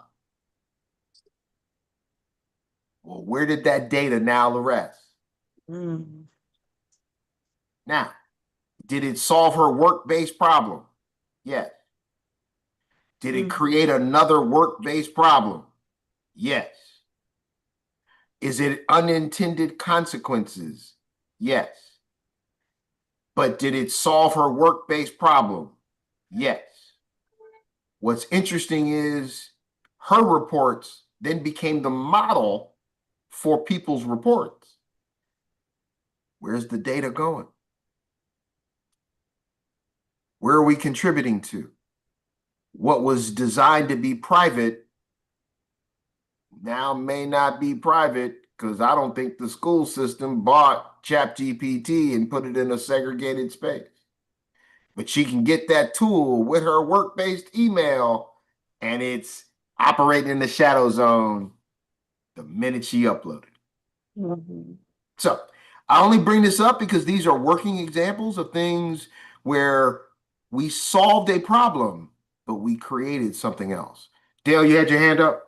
Yeah, Steve, I noticed that Valerie had mentioned something in the chat that as far as for Chat GPT, if it's free, of course, like what you mentioned, that your data, your information is going everywhere.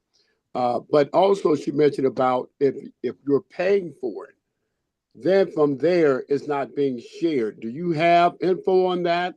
If that is, a direct connect as far as what's been said there, or is it something that we need to resolve on? So Dale, I am not that smart. I wonder whether or not, even in the protected spaces, what part of the LLM is being trained. I grew up and graduated high school in 1984, so George Orwell's 1984 is all in my space, and I know Big Brother is watching.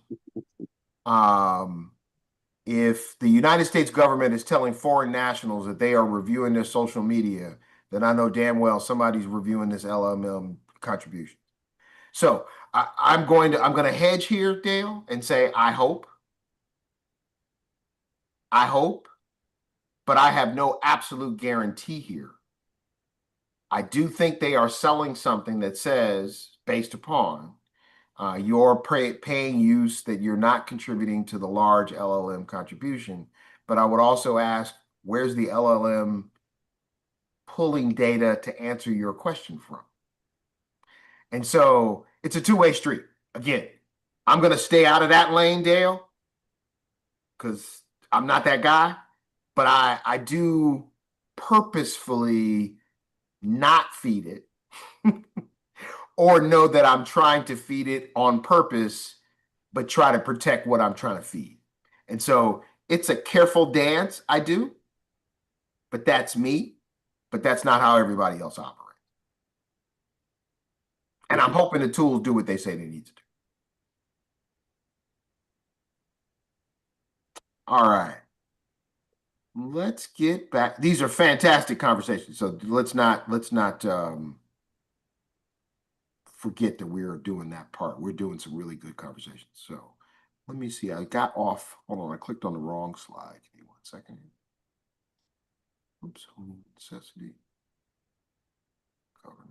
We did do number 3, didn't we, or no? Yeah. And we Okay. did number 4 because Dale Yeah, we Dale just got did number 4. 4. Yep. So I want to just leave you all with that worksheet, because I think the worksheet you can use over time and maybe go back to it at another time and date. But I think you can see where you can now maybe start to question not just how cool the tool is, but the implications of using it and the downstreams. And that's what the activity was designed for. It is solving a small problem, generate some issues, look at some data in this context, but let's also now question how it's being used downstream long term. Okay, so go back to that. Solves what I would consider to be our first module. We are now going to move into mission first governance. And I'm going to use the kind of metaphor of the kitchen. We're going to think of ourselves as that head chef. We're going to put ourselves as the final arbiter versus just the person who moves it along the continuum. So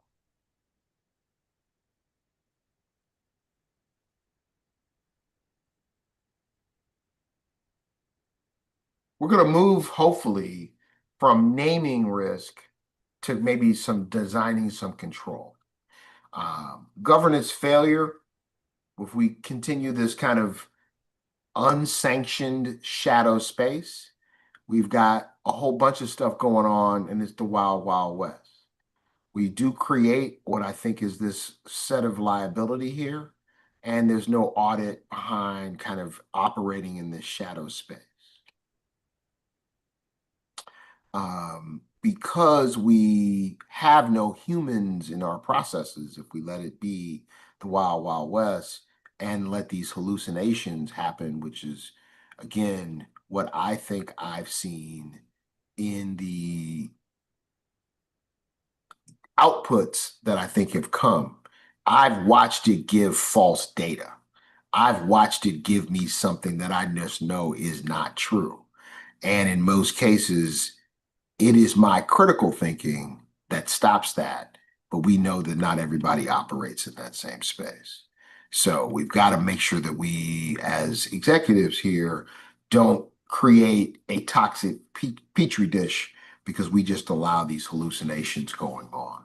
I think if we also then just go back into vendor selection, if we think about this from vendors, we are not bringing, I think, a critical eye to vote vendor selection, but also making sure that we didn't have a critical eye to the contract we signed when we find out that the vendor leaks our stuff out to the internet when they gave us a contract to say they keep it in. And so if I use this software Resilia as an example, they tout themselves by saying, we have a closed system. We put a firewall between your data not getting out and the LLMs because we have a protected LLM. Suppose we find that their contract is not true. Well, then we've got to have some spaces or exit clauses in our contracts because they've now created liability on our side as a result of their leakages. What governance is not?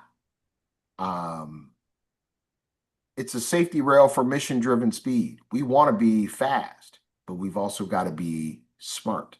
We've got to have some guardrails.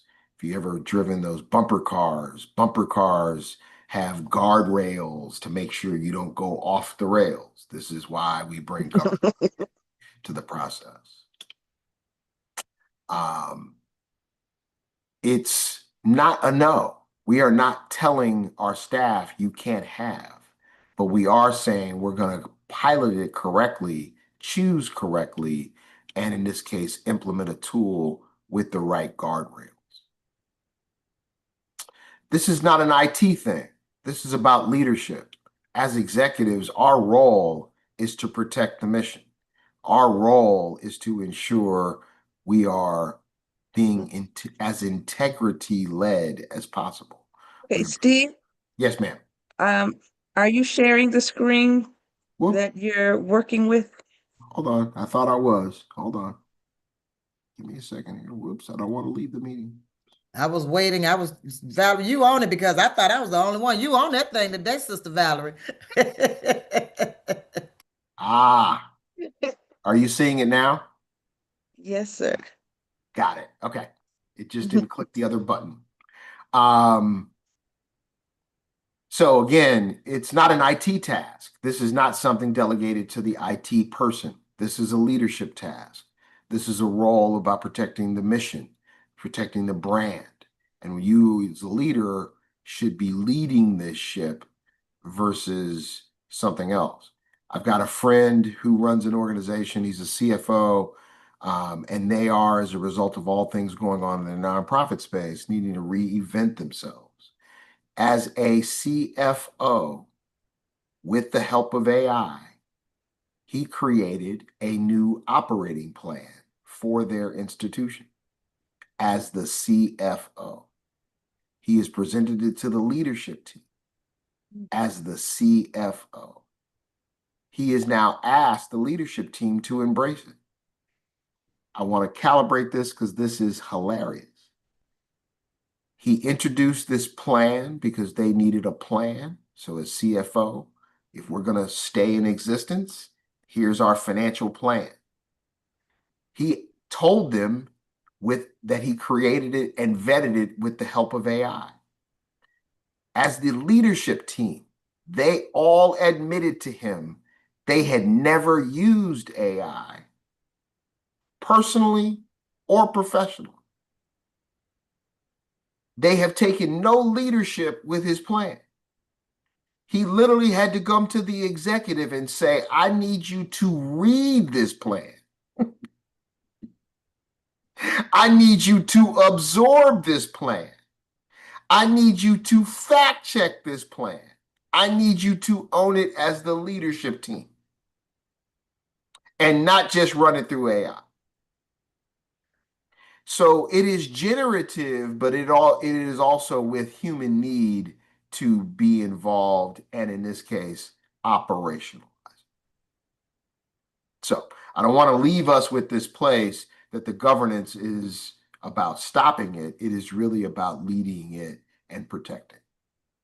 Lastly, it's not a pause. We create later on this kind of 90-day, one-day review because we're about scaling here. So I want to mention this governance because it is not about saying no. It is really about ensuring we bring and name the risk and then bring in the right controls to minimize the risk. And so I want to continue to say that because the humans are the ones who do this, not the systems or the tools. Okay. Going to bring back our 3 pillars as a reminder here. We're looking at data stewardship under our first pillar. We're looking at model of accountability under our second pillar. And we're bringing back and continually reinforcing the human component in this process. And so I'm going to introduce this concept of what's called the front page test. How many of you all want to see your organization negatively reflected on the front page of the news? So why would you let these tools just do what they want to do? So I'm going to ask you to think about the front page test as you think about, implement these tools in your organization. And so in this is, again, I think all of us are seasoned enough to know what our mother told us. Right. You want to make sure that what your actions are don't come back to haunt you later. That front page test is designed as you as the executive to think about these tools and their uses. You don't want to go and have AI create a wonderfully looking report with hallucinated data, and then you submit that to the newspaper saying that we done something, and then somebody fact check your stuff. We are finding it in our news today that we are not fact checking the news. We are just producing things in the news. That's the demise of our news environment today. We're just producing quick blips versus really fact checking. And so I would say put yourself in that space and use the front page test as your litmus test. Let me see where I'm at. 1 second here. Make sure I did not move off of something here.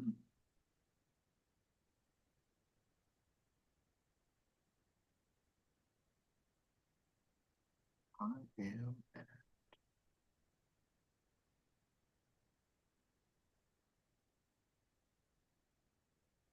Okay, so I want to introduce this protocol around mission first governance, around defining, assessing, source, and finalize. In our first box, off to the left, we're going to define. What is our mental model? What are we trying what's our conceptual map of what we want this AI system to do for us? Do we want it just to summarize reports, or do we want it to review financials? Do we want it to start to do our press releases?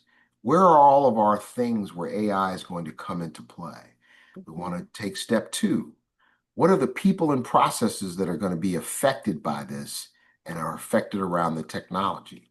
Are we building a bot to replace the human intake process? What's the downside of that? Does it speed things up? What's the process that what are we trying to do in the roles that are involved in that? Who has access? That's in the defined state of this process. When we look at assessing, what are the security risks inherent to choosing this type of AI? What's the public or private models that need to be looked at that we're thinking about controlling of our data? Those of us that work with kids, those of us that work with seniors, whatever that might be. What are the downstream protocols that we've signed on that we've got to think about that and not just what it means inside of our office? Because something tells me if you signed a contract with the state of Illinois, there are some data protections in your contract that say you ought not to do certain things. And you need to think about that as you're, in this case, producing a flyer and taking the intake reports and creating something because you fed it to ChatGPT to kind of do something with something. So we have to think about this holistic, and it's not just you as the executive who needs to think through it. It's everyone, but also you building your governance guardrails around that. And then moving on to the sourcing. We have to think through what are the organizational liabilities related to this. We've got to think about the mission critical threats like data poisoning or prompt injection. And so I saw some systems recently where if you asked its system a question, but your governance policy said you can't ask that question of this system, it would raise an alarm bell internally, and not just to the user who asked the question, but also to someone else so that they can see how many times staff are asking those questions. Maybe staff are asking biased questions, but you put guardrails in your governance system around protecting bias. Well, that should bring up an alert because staff is asking questions that are inappropriate.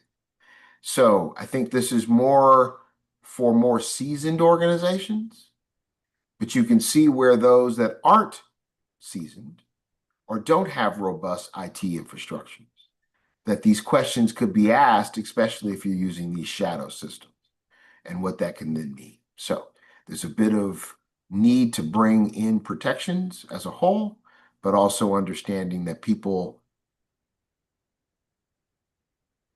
can and will make mistakes, and sometimes you need to have the right kind of boundaries and controls around it. And then the last step here is about finalizing, but then putting in these particular controls and safeguards and making sure humans are in the overall workflow or processes and have human intervention checkpoints. So this is a bit heady. I think the space that I want to maybe think through here is the advent of the front page test.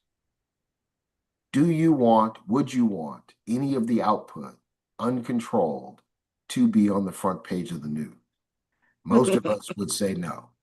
So I would ask you to think through then, kind of backwards engineering. Where do humans need to come into place?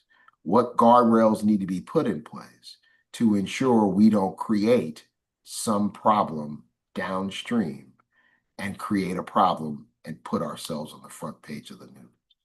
So what does that look like? And I use the front page, but it also can be in a completely different way. You gave that report to the funder, and the funder fact-checked your data and found out your stuff was voluminous and wrong. That's going to put you on the front page of that funder, not the Chicago Tribune, but they may not be calling you back anymore in a different way. And maybe this is a succinct space to enter something here because I'm still part of the grants management community.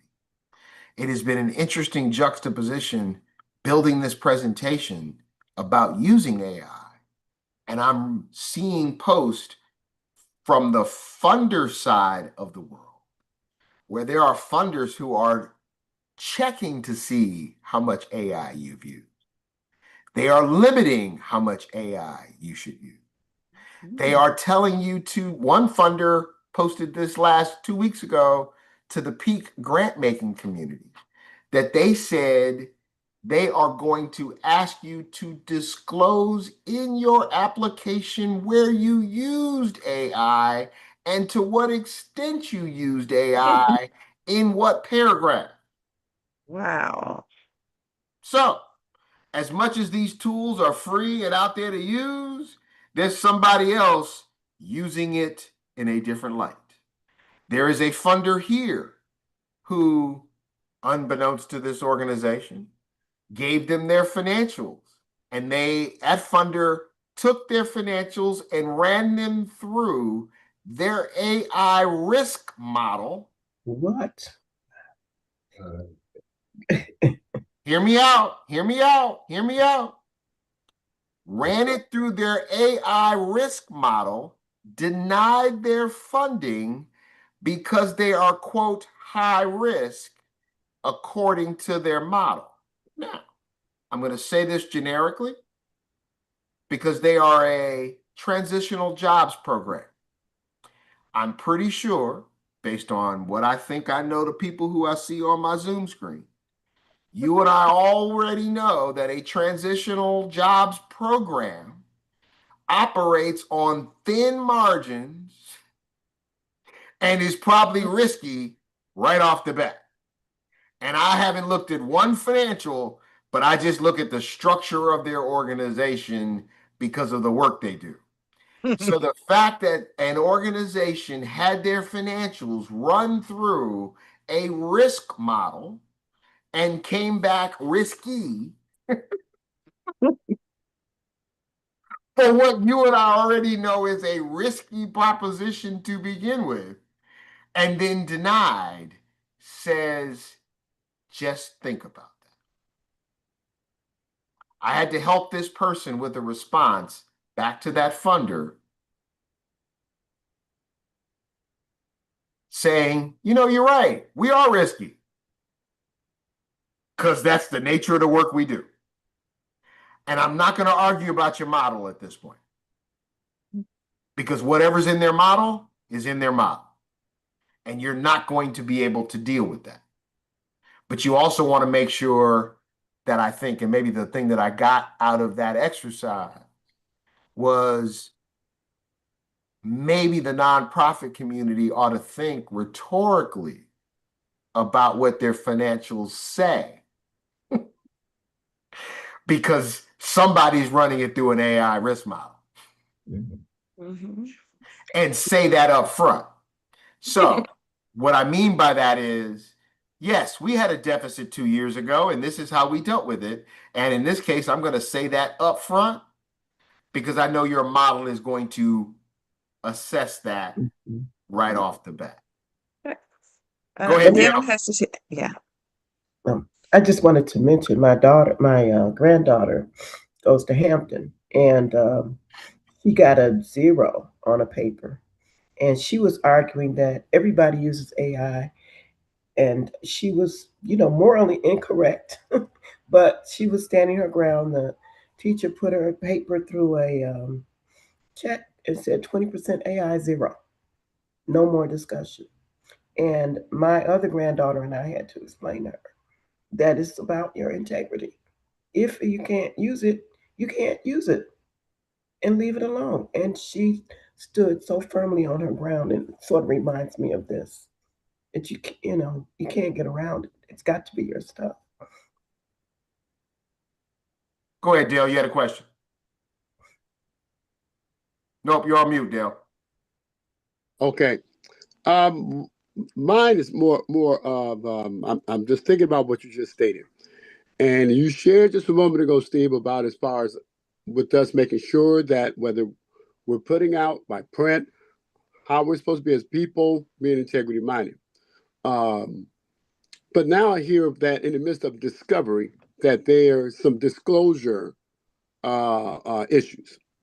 Okay, so how is it that in regard someone's putting themselves out there and they're walking want to be integrity minded, but then there's someone on the other end that's not being responsibly, to handle what information has been given to them?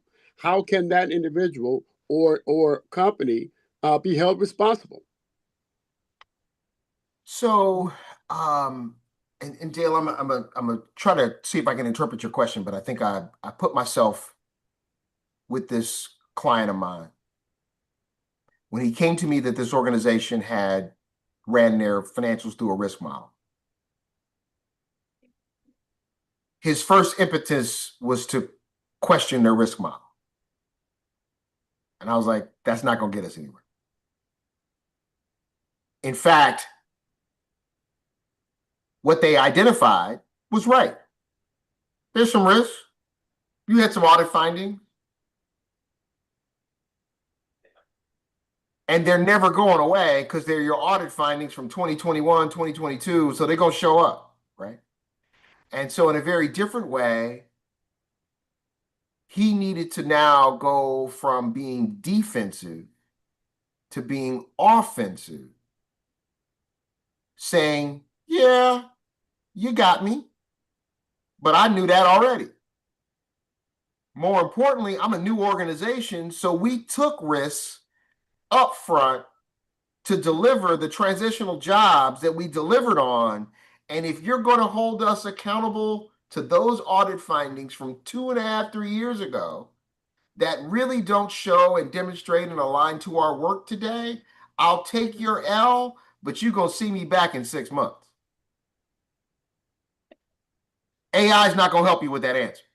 Right. And then Steve, too, I mean, by definition, those audit findings, there's a reason why they call it a management letter, right? They're meant to guide you and give you some insights as to how you can improve. They're not necessarily an indictment, I guess depending on the organization, but by and large, they're not an indictment on your integrity, but it's just giving you a snapshot at a moment in advice. time. So Valerie, I think so Dale, I'm trying to answer Dale's question because Valerie, I think you led on to something here. And I'm going to say this gently. Mm-hmm. Not everybody on the other side uses that information for good. So, Mm-hmm. Gotcha. In a very different way, how to hold them accountable, that's a tough one. How one responds to them, I think, is in your billywag. I took this person's very defensive posture and turned it into a very different positive space conversation. Mm-hmm. Because in this case, I can't go rip this funder a new one because somewhere in their process, they told me they were going to run my stuff through a risk analysis. And at the end of the day, I ran the chance of this happening. I bring it up from the standpoint that I think, hopefully, and maybe the rhetorical thing that I would do and doing for some others is try to presuppose what those foundations are looking for. Ensure that I've answered their question before they ask it, so that when you come back and say that I'm a high risk, I actually already told you I was a risk for these reasons, so that we can take that conversation off the table. And now maybe, Dale, I can hold you accountable because I already said what my deficiencies were. Mm-hmm. So that you don't highlight them as deficiencies, and maybe we can move to a much more different structural component, right? And so I want to take this moment, and again, mm-hmm. our human need here to really take what I think is the in the moment finding. Finding is you're high risk. Got it. If I had said that up front, like, hey, here's our financials. We know that over these 2 years, we had these issues. We've made these audit corrections. We've kind of got ahead of this. You're in a very different offensive posture than you are in a defensive posture because they're going to run these things through these AI financial tools, and it's happening in ways that you don't even know. So Right. just know that if you are an organization and you file your 990, it's in structured data. Because it's in structured data, there can be structured calculations, and they can spit those out in about 32 seconds. And guess what? Somebody's doing that every day, all day, and judging you well before you walked in the door. So how do we use AI? I would say use it from an offensive point of view. And in this case, do your own review so you know what they're going to say, which puts you in a different conversation. So you're not trying to hold them accountable, Dale, but in most cases, push the conversation to a different level of communication and conversation. I like the way you say put that in the offensive, because at the end of the day, we've always been at the bottom of the totem pole, especially Black-led organizations, non-for-profits. But to come back, I like the way you said to come back, say, yeah, that's who we were maybe 2 or 3 years ago, but you need to look at me right now. So I definitely appreciate being able to have that from you today, because we're definitely looking at some things, and it's always that same stuff. You're this, you're this, you're this, you're this, and constantly having to prove ourselves even before AI. So definitely use this for the offense. And so Crystal, I would even take, because again, let's punt here. I don't want to get off agenda, but I think this is important. I'm going to bet I could probably take your data and see your organization differently than you see your own organization. AI will see your data a bit differently than you may see it. And so in this, how do you use it in a generative sense to have a very different conversation about your organization? My dear friend Dion Dawson just launched something using something called Cosmic Crate. Cosmic Crate is tracking his data of where fruits and vegetables are going per zip code and some other stuff. I remember when I ran Fresh Moves back in the day, we could tell by data, by zip code, that we were funneling more asparagus into this zip code by this zip code, which meant I could say with confidence, I am contributing to the health outcomes in a zip code because I'm pumping more green vegetables in that zip code. I'm not changing diabetes outcomes, but I'm changing the front end inputs. And I would bet you data, analyzing your data differently than you would, will help you see it differently to help you have a conversation with that funder a bit differently. And so I'd imagine Dion is going to use all that data differently to further push his communications, his programming in a different way. Even in his text message conversation with me this morning, I'm pretty sure the op-ed he's going to write tomorrow about the new food pyramid Mr. Kennedy put out yesterday, I guarantee you he's going to use his data to make his point differently about that food pyramid. And that's real time this morning. So I think we can use this data, these tools, to look at our organizations a bit differently, and also maybe posit to our funders to look at us differently in a different way. So again, it's in that offensive point of view, not in the defensive posture. Uh-oh, Dale's back on camera. You got another question. Go ahead. No, I've just switched myself around in my office. Oh, okay. Just Gotcha. gathering all this information, Steve, and just the fact of the matter that from what I'm hearing, the more that we're being conscientious as far as what we're bringing forth within our businesses, it's not to take it personal or anything like that, but it's to help us to become more compliant. If that's That is if correct. that's what I'm getting. That is correct. That is correct. That is correct. Sometimes it can feel so personal. You want to go, ouch. Well, and so I think, so Dale, I'm glad you brought this up because we can get back, and I'm going to get back to the handout in a second so we can stay on task because I want to make sure we stay on time. It is not about taking it personal.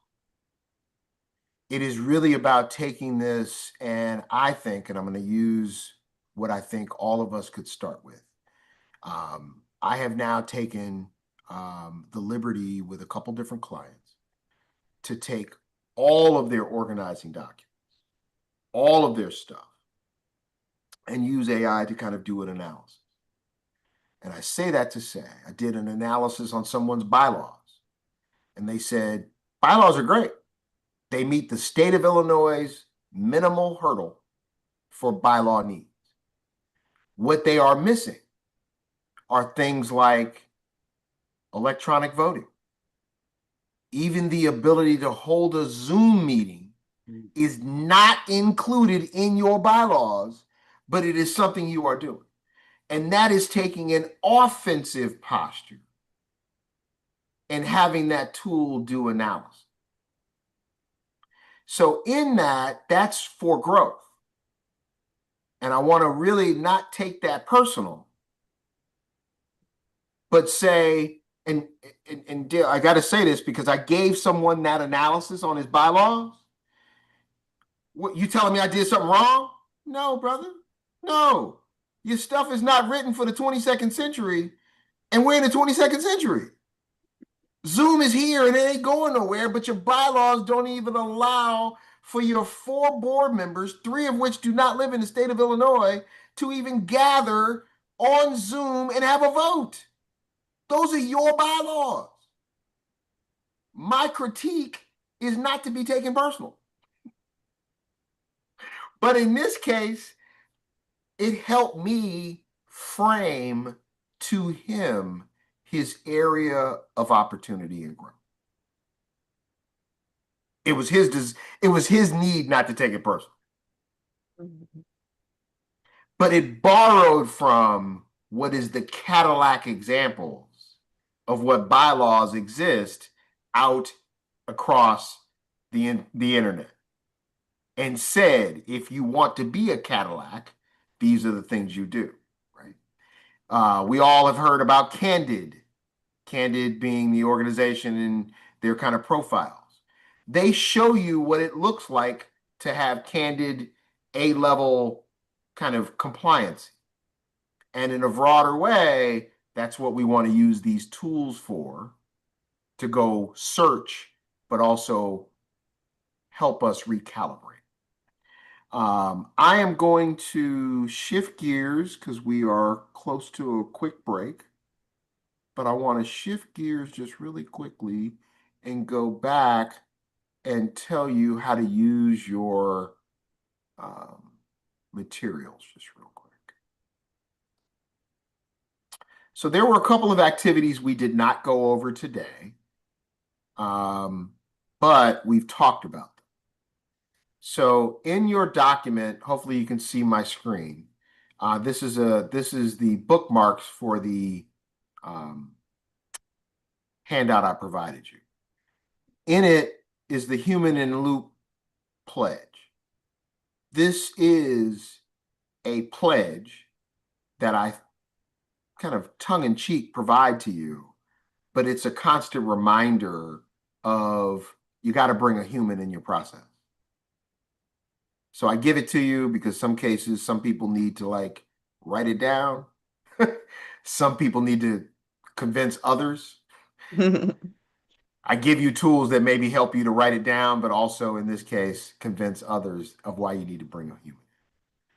If you're going to be doing things related to scorecarding your vendors, I've given you what I think is a vendor checklist scorecard that you can use about why you think and how you should be able to score them as you go along. Here is a vendor contract, but wording and language that I think you might need to ensure your vendor has the right protections for you in their contracts or the contracts you're creating with them. And then lastly, one we didn't do, but we kind of talked about it, is an ethics role play. And I think we kind of touched on this in a variety of ways, but I want to kind of bring it up because I think we can think about the role of ethics in our process. Did it create an image? Yes. Might it be the wrong image? Might it skew something incorrectly? Yes. Might it be in a very different way? I was watching a comedian the other night, and he said something like,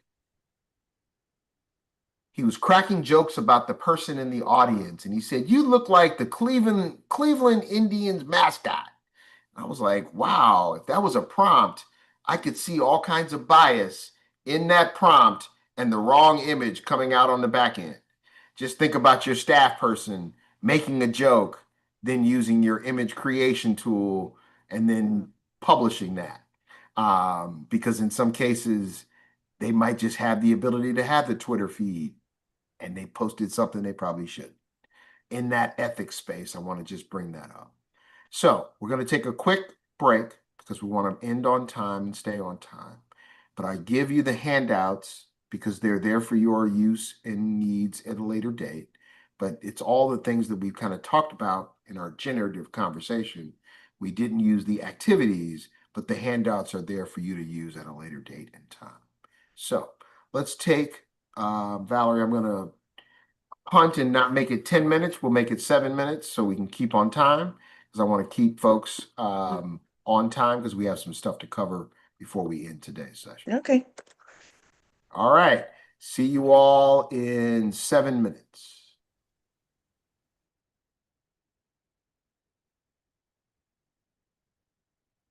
This is very petty, but I'm looking at the audience. We got a beautiful audience. Absolutely beautiful. The colors, everybody's colors and hues just really complement one another. Absolutely beautiful. Hey, Valerie, just thank you so much for even having a vision to put something like this on. I already felt I had enough on my plate, but something just kept pushing me and say, "Hey, I think you need to check this out." So thank you. Oh, awesome. Thank you for showing up. I know you got 50 million things to do. I don't know where you find the time. I look at your timeline, Pastor Evans, and I'm like, yet another accomplishment, yet another something you're doing. So Yes, keep up ma'am. the great work. Yeah, it's just a setup and get a chance to get around to people such as yourselves to really make an impact out here and to make a difference. And so I'm grasping whatever that I can to be able to not only bring the evaluation that I need, but also to be impactful out here because our narratives have to change, our conversations has to change. And so having things such as this can help us to be able to assure the fact of whatever the issues, the problems that are out there, that we're able to bring some type of solution to it. Yes, indeed. I thank God for Stephen. I invited him to be a panelist. Every quarter or so, I'm part of a group of folks that are facilitating grant writing workshops at UIC. And we always bring panelists, expert panelists. We started out with people who are making grants, but then we said, people who are in philanthropy and play various roles. And we wanted to include him as one of our grant managers.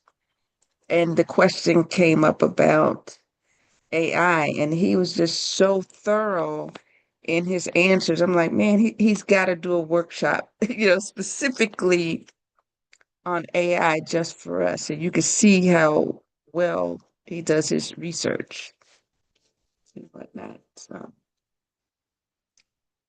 he's helped me a lot just in these, couple hours we've been together.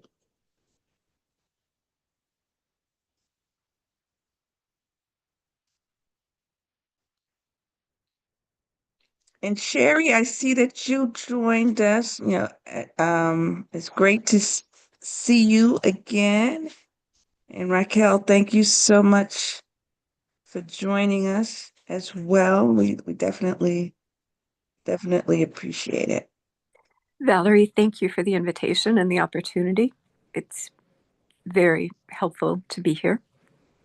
Okay. And yeah, I know we're supposed to be on break, but I have a tendency to talk. So forgive me if I'm just disrupting anybody's break. That's the beauty of breaks. You can do what you want. I'm for today's schedule. How long is the workshop going to continue? Until noon. Oh, okay. Okay, so it's like 13 minutes. And Yeah. did it start at 9 or 9:30? Because I had two different times. I did. You had to, and forgive me for not fact checking. It was 9 o'clock today. Oh, 8:30 at the Impact House. I hope everybody can make it at the Impact House where we'll be doing some more hands-on kinds of activities. I'm going to try and make it, but I'm not sure at this point if I can. Okay. And then I see in the handouts that there's a 90-day timeline here. So are we meeting again next week? And then there's 90 days that we're staying in touch, or is this just a sample document, or what is that about? Great question. I'll chime in. So the modules were created such that we do a deep dive virtual today. There's some homework over the week, if you will. And hopefully you'll bring your own AI related problem next week, and we would quote workshop it. The 90-day was really as a handout supplement to kind of help one work through what I think is the process of kind of building this muscle.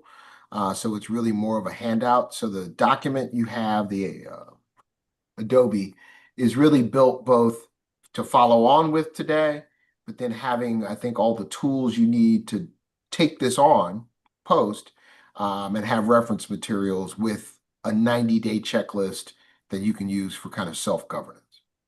Okay, thanks very much. And will you be available for those of us who need an even deeper dive? Will you be available, if folks wanted to make an appointment with you and you can Absolutely. kind of coach them through? Absolutely. Absolutely. I'll put my information in the chat because I think this is it's a start. And I think those that know me, I'm here to shake some stuff up and hopefully wake you up first thing this morning, recognizing you're gonna have a lot of questions next week or 3 o'clock in the morning when you're like, oh my God, what are we We doing? promise not to call. Send me a text, send me an email. We'll talk about it the next morning. But no, I think it's designed to shake you up, but also recognizing there's going to be some follow on. So certainly, let's make sure that I'll provide information now. I'll do that right now. I'll put my information in the chat. Yvette has. You're gonna do. You're printing that. I'm sorry. You're typing that in now. I will. Yep. Okay. Are you starting now, or can I take a 2 seconds to be petty? Go ahead. Take your time. I'm gonna go ahead and put this in the chat. Okay, I'm gonna be petty. Yvette, do people ask you if we're related? You're on mute. Yes, every once in a while, people say, do you know Valerie Leonard? Or I thought you were Valerie Leonard. Especially now, since we decided to just go for it with our hair. Just noticed. I'm like, man, we look alike. Yeah, we do. And you're a Jackson. I got some Jacksons in my family. We gotta Okay, compare okay. Well, on compare your west side, branches. my aunt was Julia Fairfax. So on the west side, Oh legend. my goodness, that Yeah, was your auntie. my great great aunt. Okay. Oh my goodness, Yeah. the legend.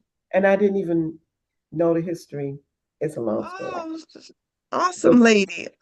I had a yes, chance to meet her late in life.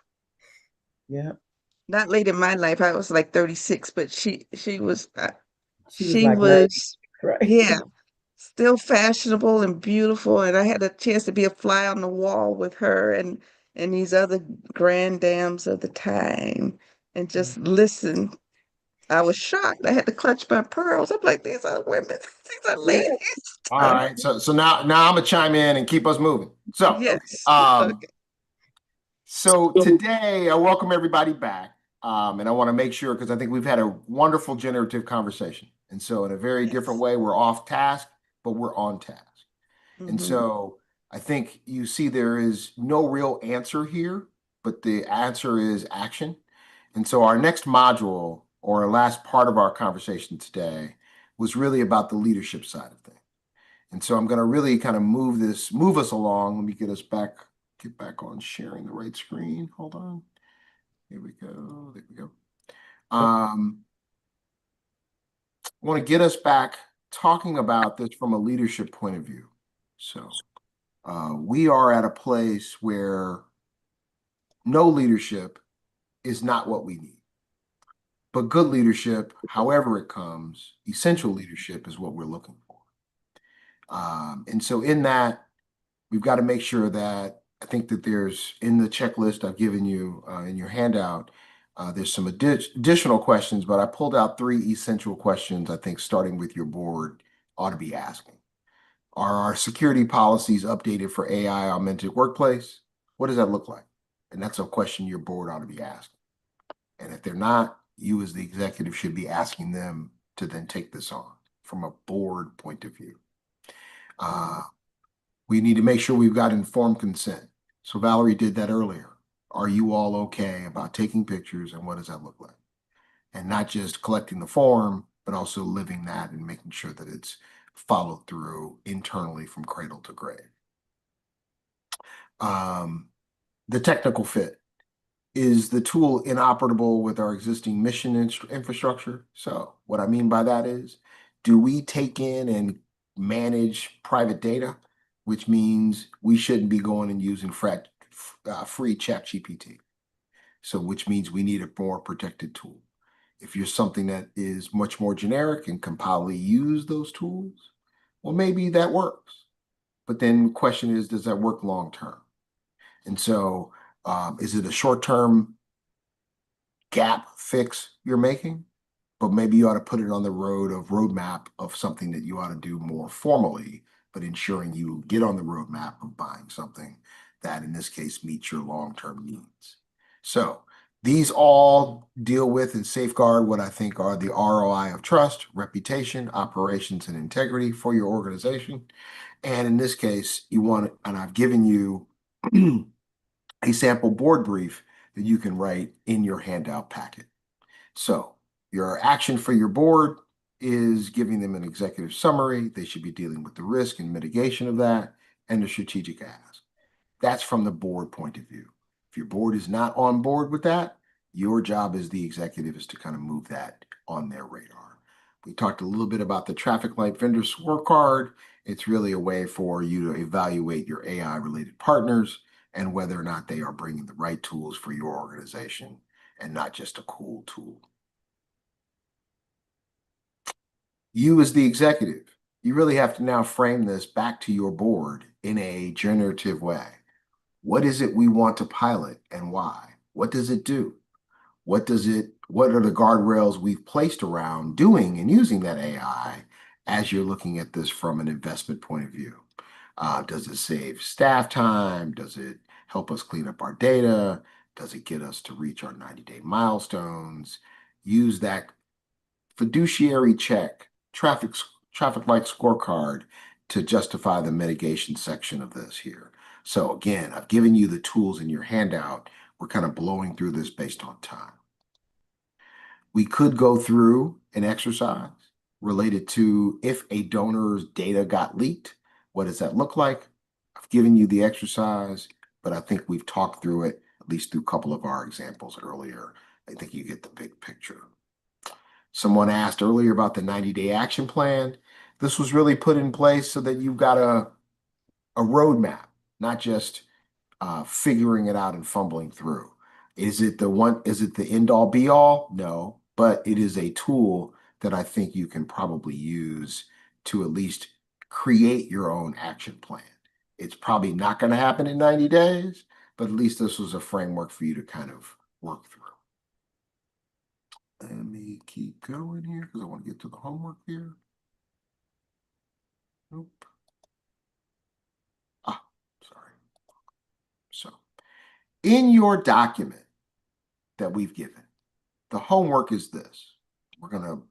Valerie and I designed this to be on the fly. So I don't know what your AI related problem is at your office, and I'm not going to be prescriptive about what it is. I want you to kind of now take what could be an AI related issue, something that is keeping you up at night, and so forth.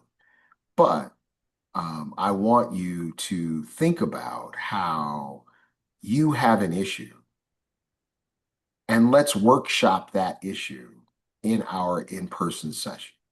I think in person, us collectively working through your issue or our issues will help us not just learn and solve your issue, but help us all learn from cross-learning, because someone is going to have a different data problem, AI problem, than someone else.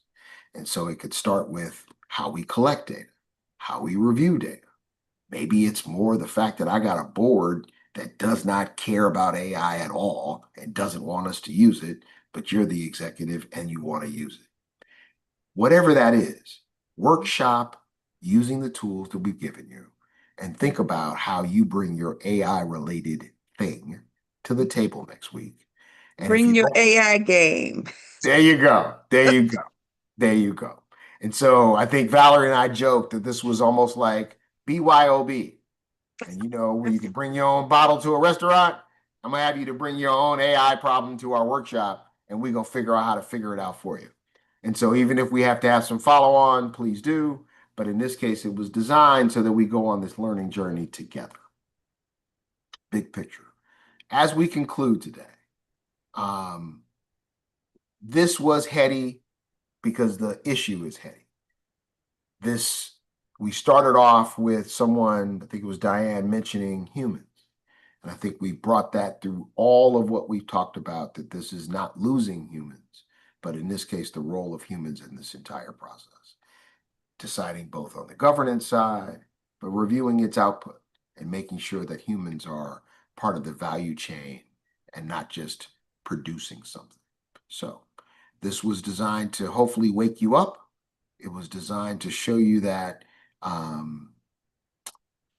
we are recentering ourselves as we both look at our community, our boards, our funders, and taking on what I think is this additional thing, AI, and making sure that we're delivering on behalf of our constituencies, but also protecting what I think is what they've entrusted us to protect. Lastly, we're going to go toward tool evaluation next time. We're going to talk a little bit more about the 90-day roadmap, and then we're going to talk about investment committee pitch, a funder dashboard, and some 90-day review. And that's a preview of next session. Lastly, I have a slide at the end. You may not think about it, but you've actually covered all these topics today. Oh, wow. And in covering these topics, we didn't touch them, but we've touched them. You have handouts that help you subordinate them, but I think you see we've touched most of this throughout our conversation today. And so I appreciate you all both chiming in, asking questions, throwing in comments and commentary, but also absorbing what I think is something that is a bit heady, but necessary for us to manage in what I consider to be the next generation of the workplace for the nonprofit sector. And so this is not a tool we can ignore, but it's a tool we've got to embrace. But we're also going to be fighting uphill, downhill, and around the corner with the use of the tool. Because some people will want you to use it, other people will tell you not.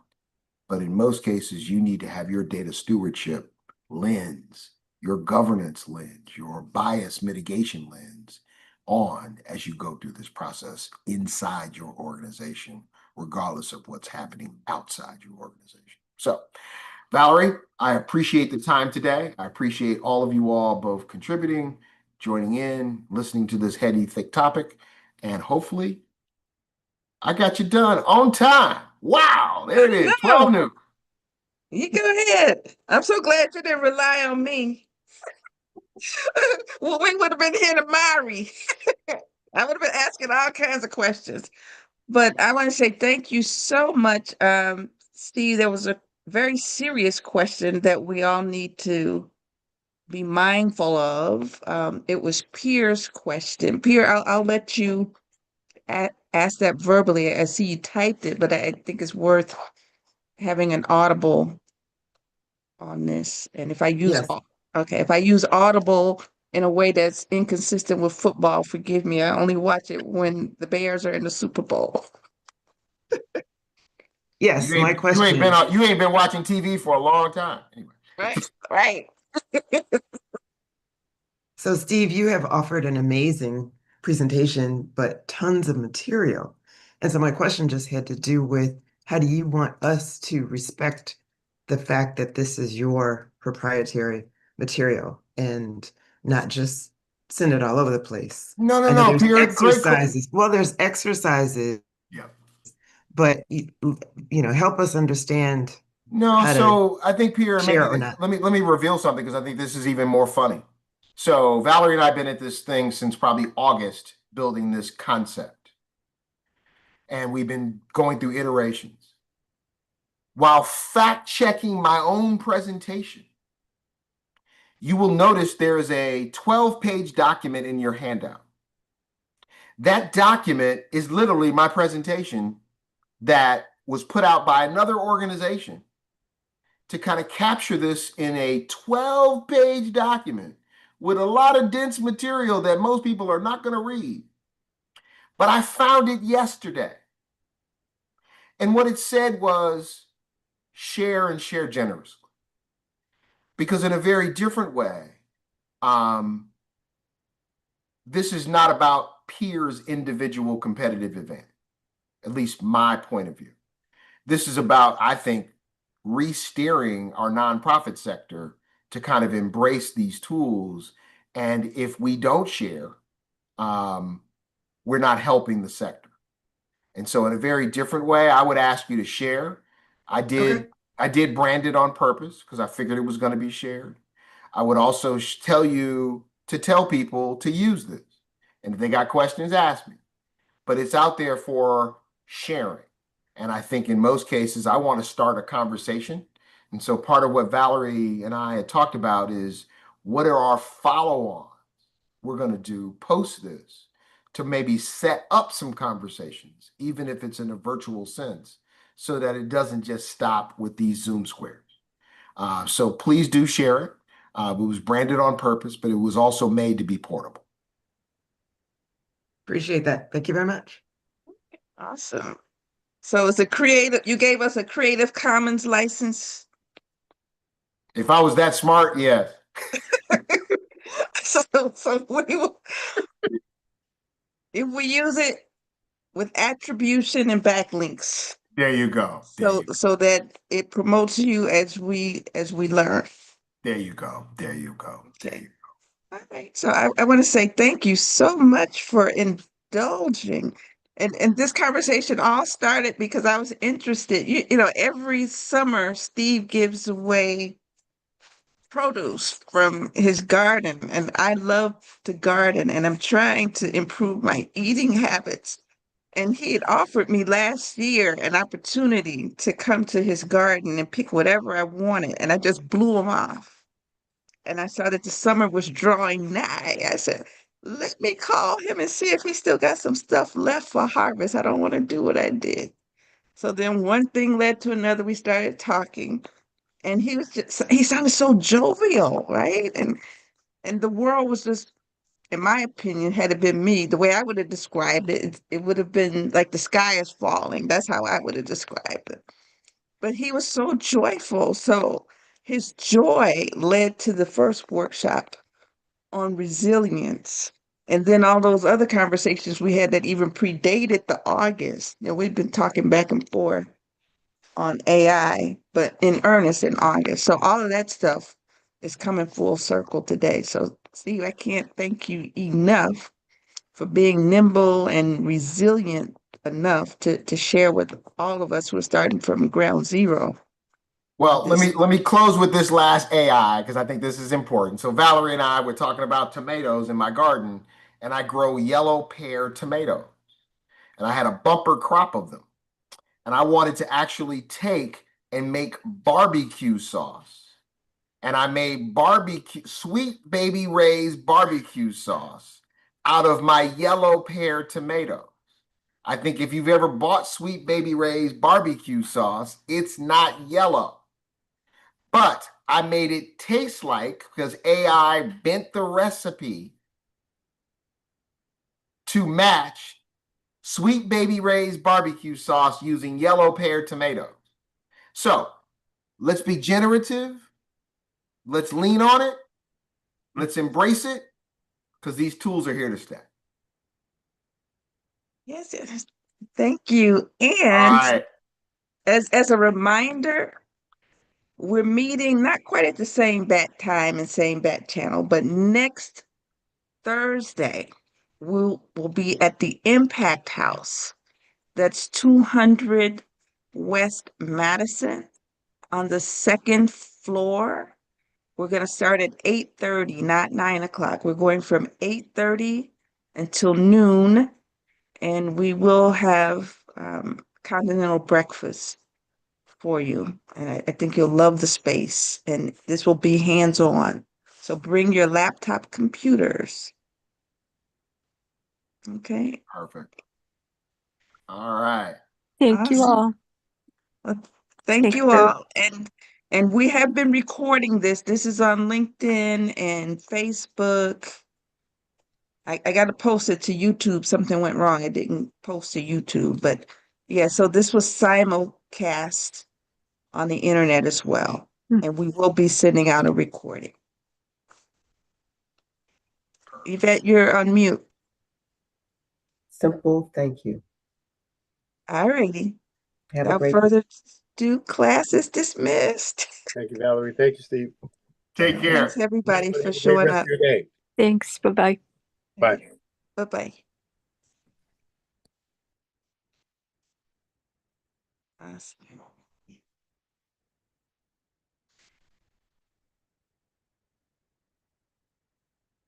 Thanks so much, Crystal, for coming out. We definitely appreciate having your presence. Thank you, ma'am. I'm sorry that I was late, but the last two emails said 9:30, but I'll know the time. Oh, I should have known you was probably on CP time. girl, I am so sorry for that confusion. That's okay. I was okay. I still made it. I still learned everything that I need to do. Then I want to talk to you because I know you do really good with Tara Stamps, and I want to kind of converse with her a little bit. So I need you to help me maybe get my foot in the door. Just ask her some questions. And, we were impacted with this shutdown for that freeze for that daycare action. And that's Okay, like just a 90% of our funding, is daycare Mm. action. And most of my staff are single moms, single household parents. So this is affecting us real seriously.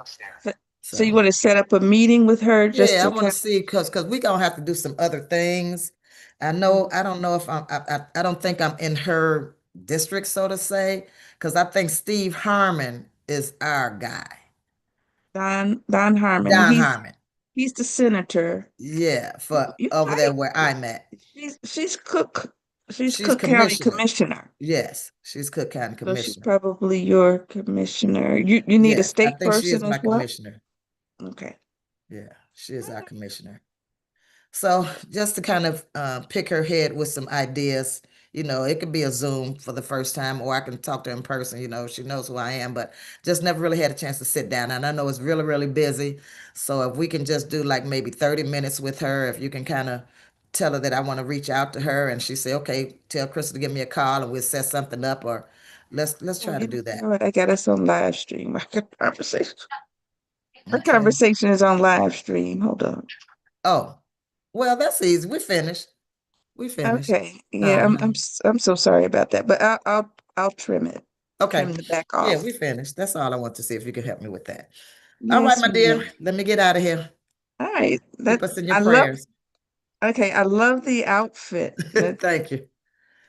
Thank you. beautiful All right. furniture. Okay. Thank you. And you know what? Back in the day, all of my friends was kind of heavy.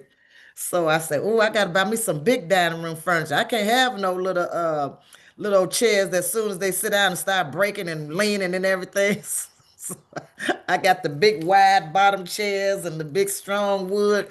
Everybody lost weight now. Everybody on GLP and getting weight loss surgery. About 20 years ago, everybody was heavy. I said, oh, I gotta have big furniture. Oh, they would love that. Yeah, they did. All right, you go ahead. Okay, you do. God Take bless. care. Bye-bye. All right, bye-bye.